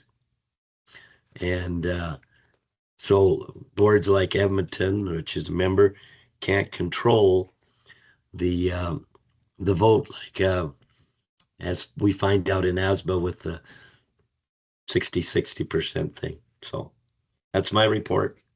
I'm open for questions. Thank you, Craig. Are there any questions for Craig? Okay, seeing none, we will keep on going. 14.2, Christmas season event schedule. The schedule is there in the agenda. So hopefully you'll each be able to make it out to at least some of your liaison school events. If not more, there's lots happening in this holiday season.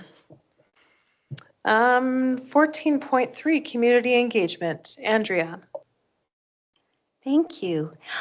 So we had a great meeting and we reflected on community conversations, which happened so well over the past 3 years and were appreciated as happening on the north side, the west side, the south side. We brainstormed how to move forward with community conversations. And we had a parent in attendance, Gurpreet Singh, and he had a good idea to perhaps meet up with existing community groups as a way to have outreach in the community. So for example, with the Sikh Society or the BIPOC Society. And so I wanted to bring that to the board to see if there's any appetite for that, for reaching out to existing community groups and liaising with them to have a meeting to get their feedback for us. So I'll throw that open. Thank you, Andrea. And also to add to context to the conversation, he also brought up this, this idea as an opportunity to reach out to a stakeholder community that we don't often connect with. So that was also behind that intention as well. Yeah. Any questions or comments for Andrea? Allison. So seeing that this is that you would bring this idea forward to the board, I think that having these opportunities is absolutely important as a community engagement opportunity.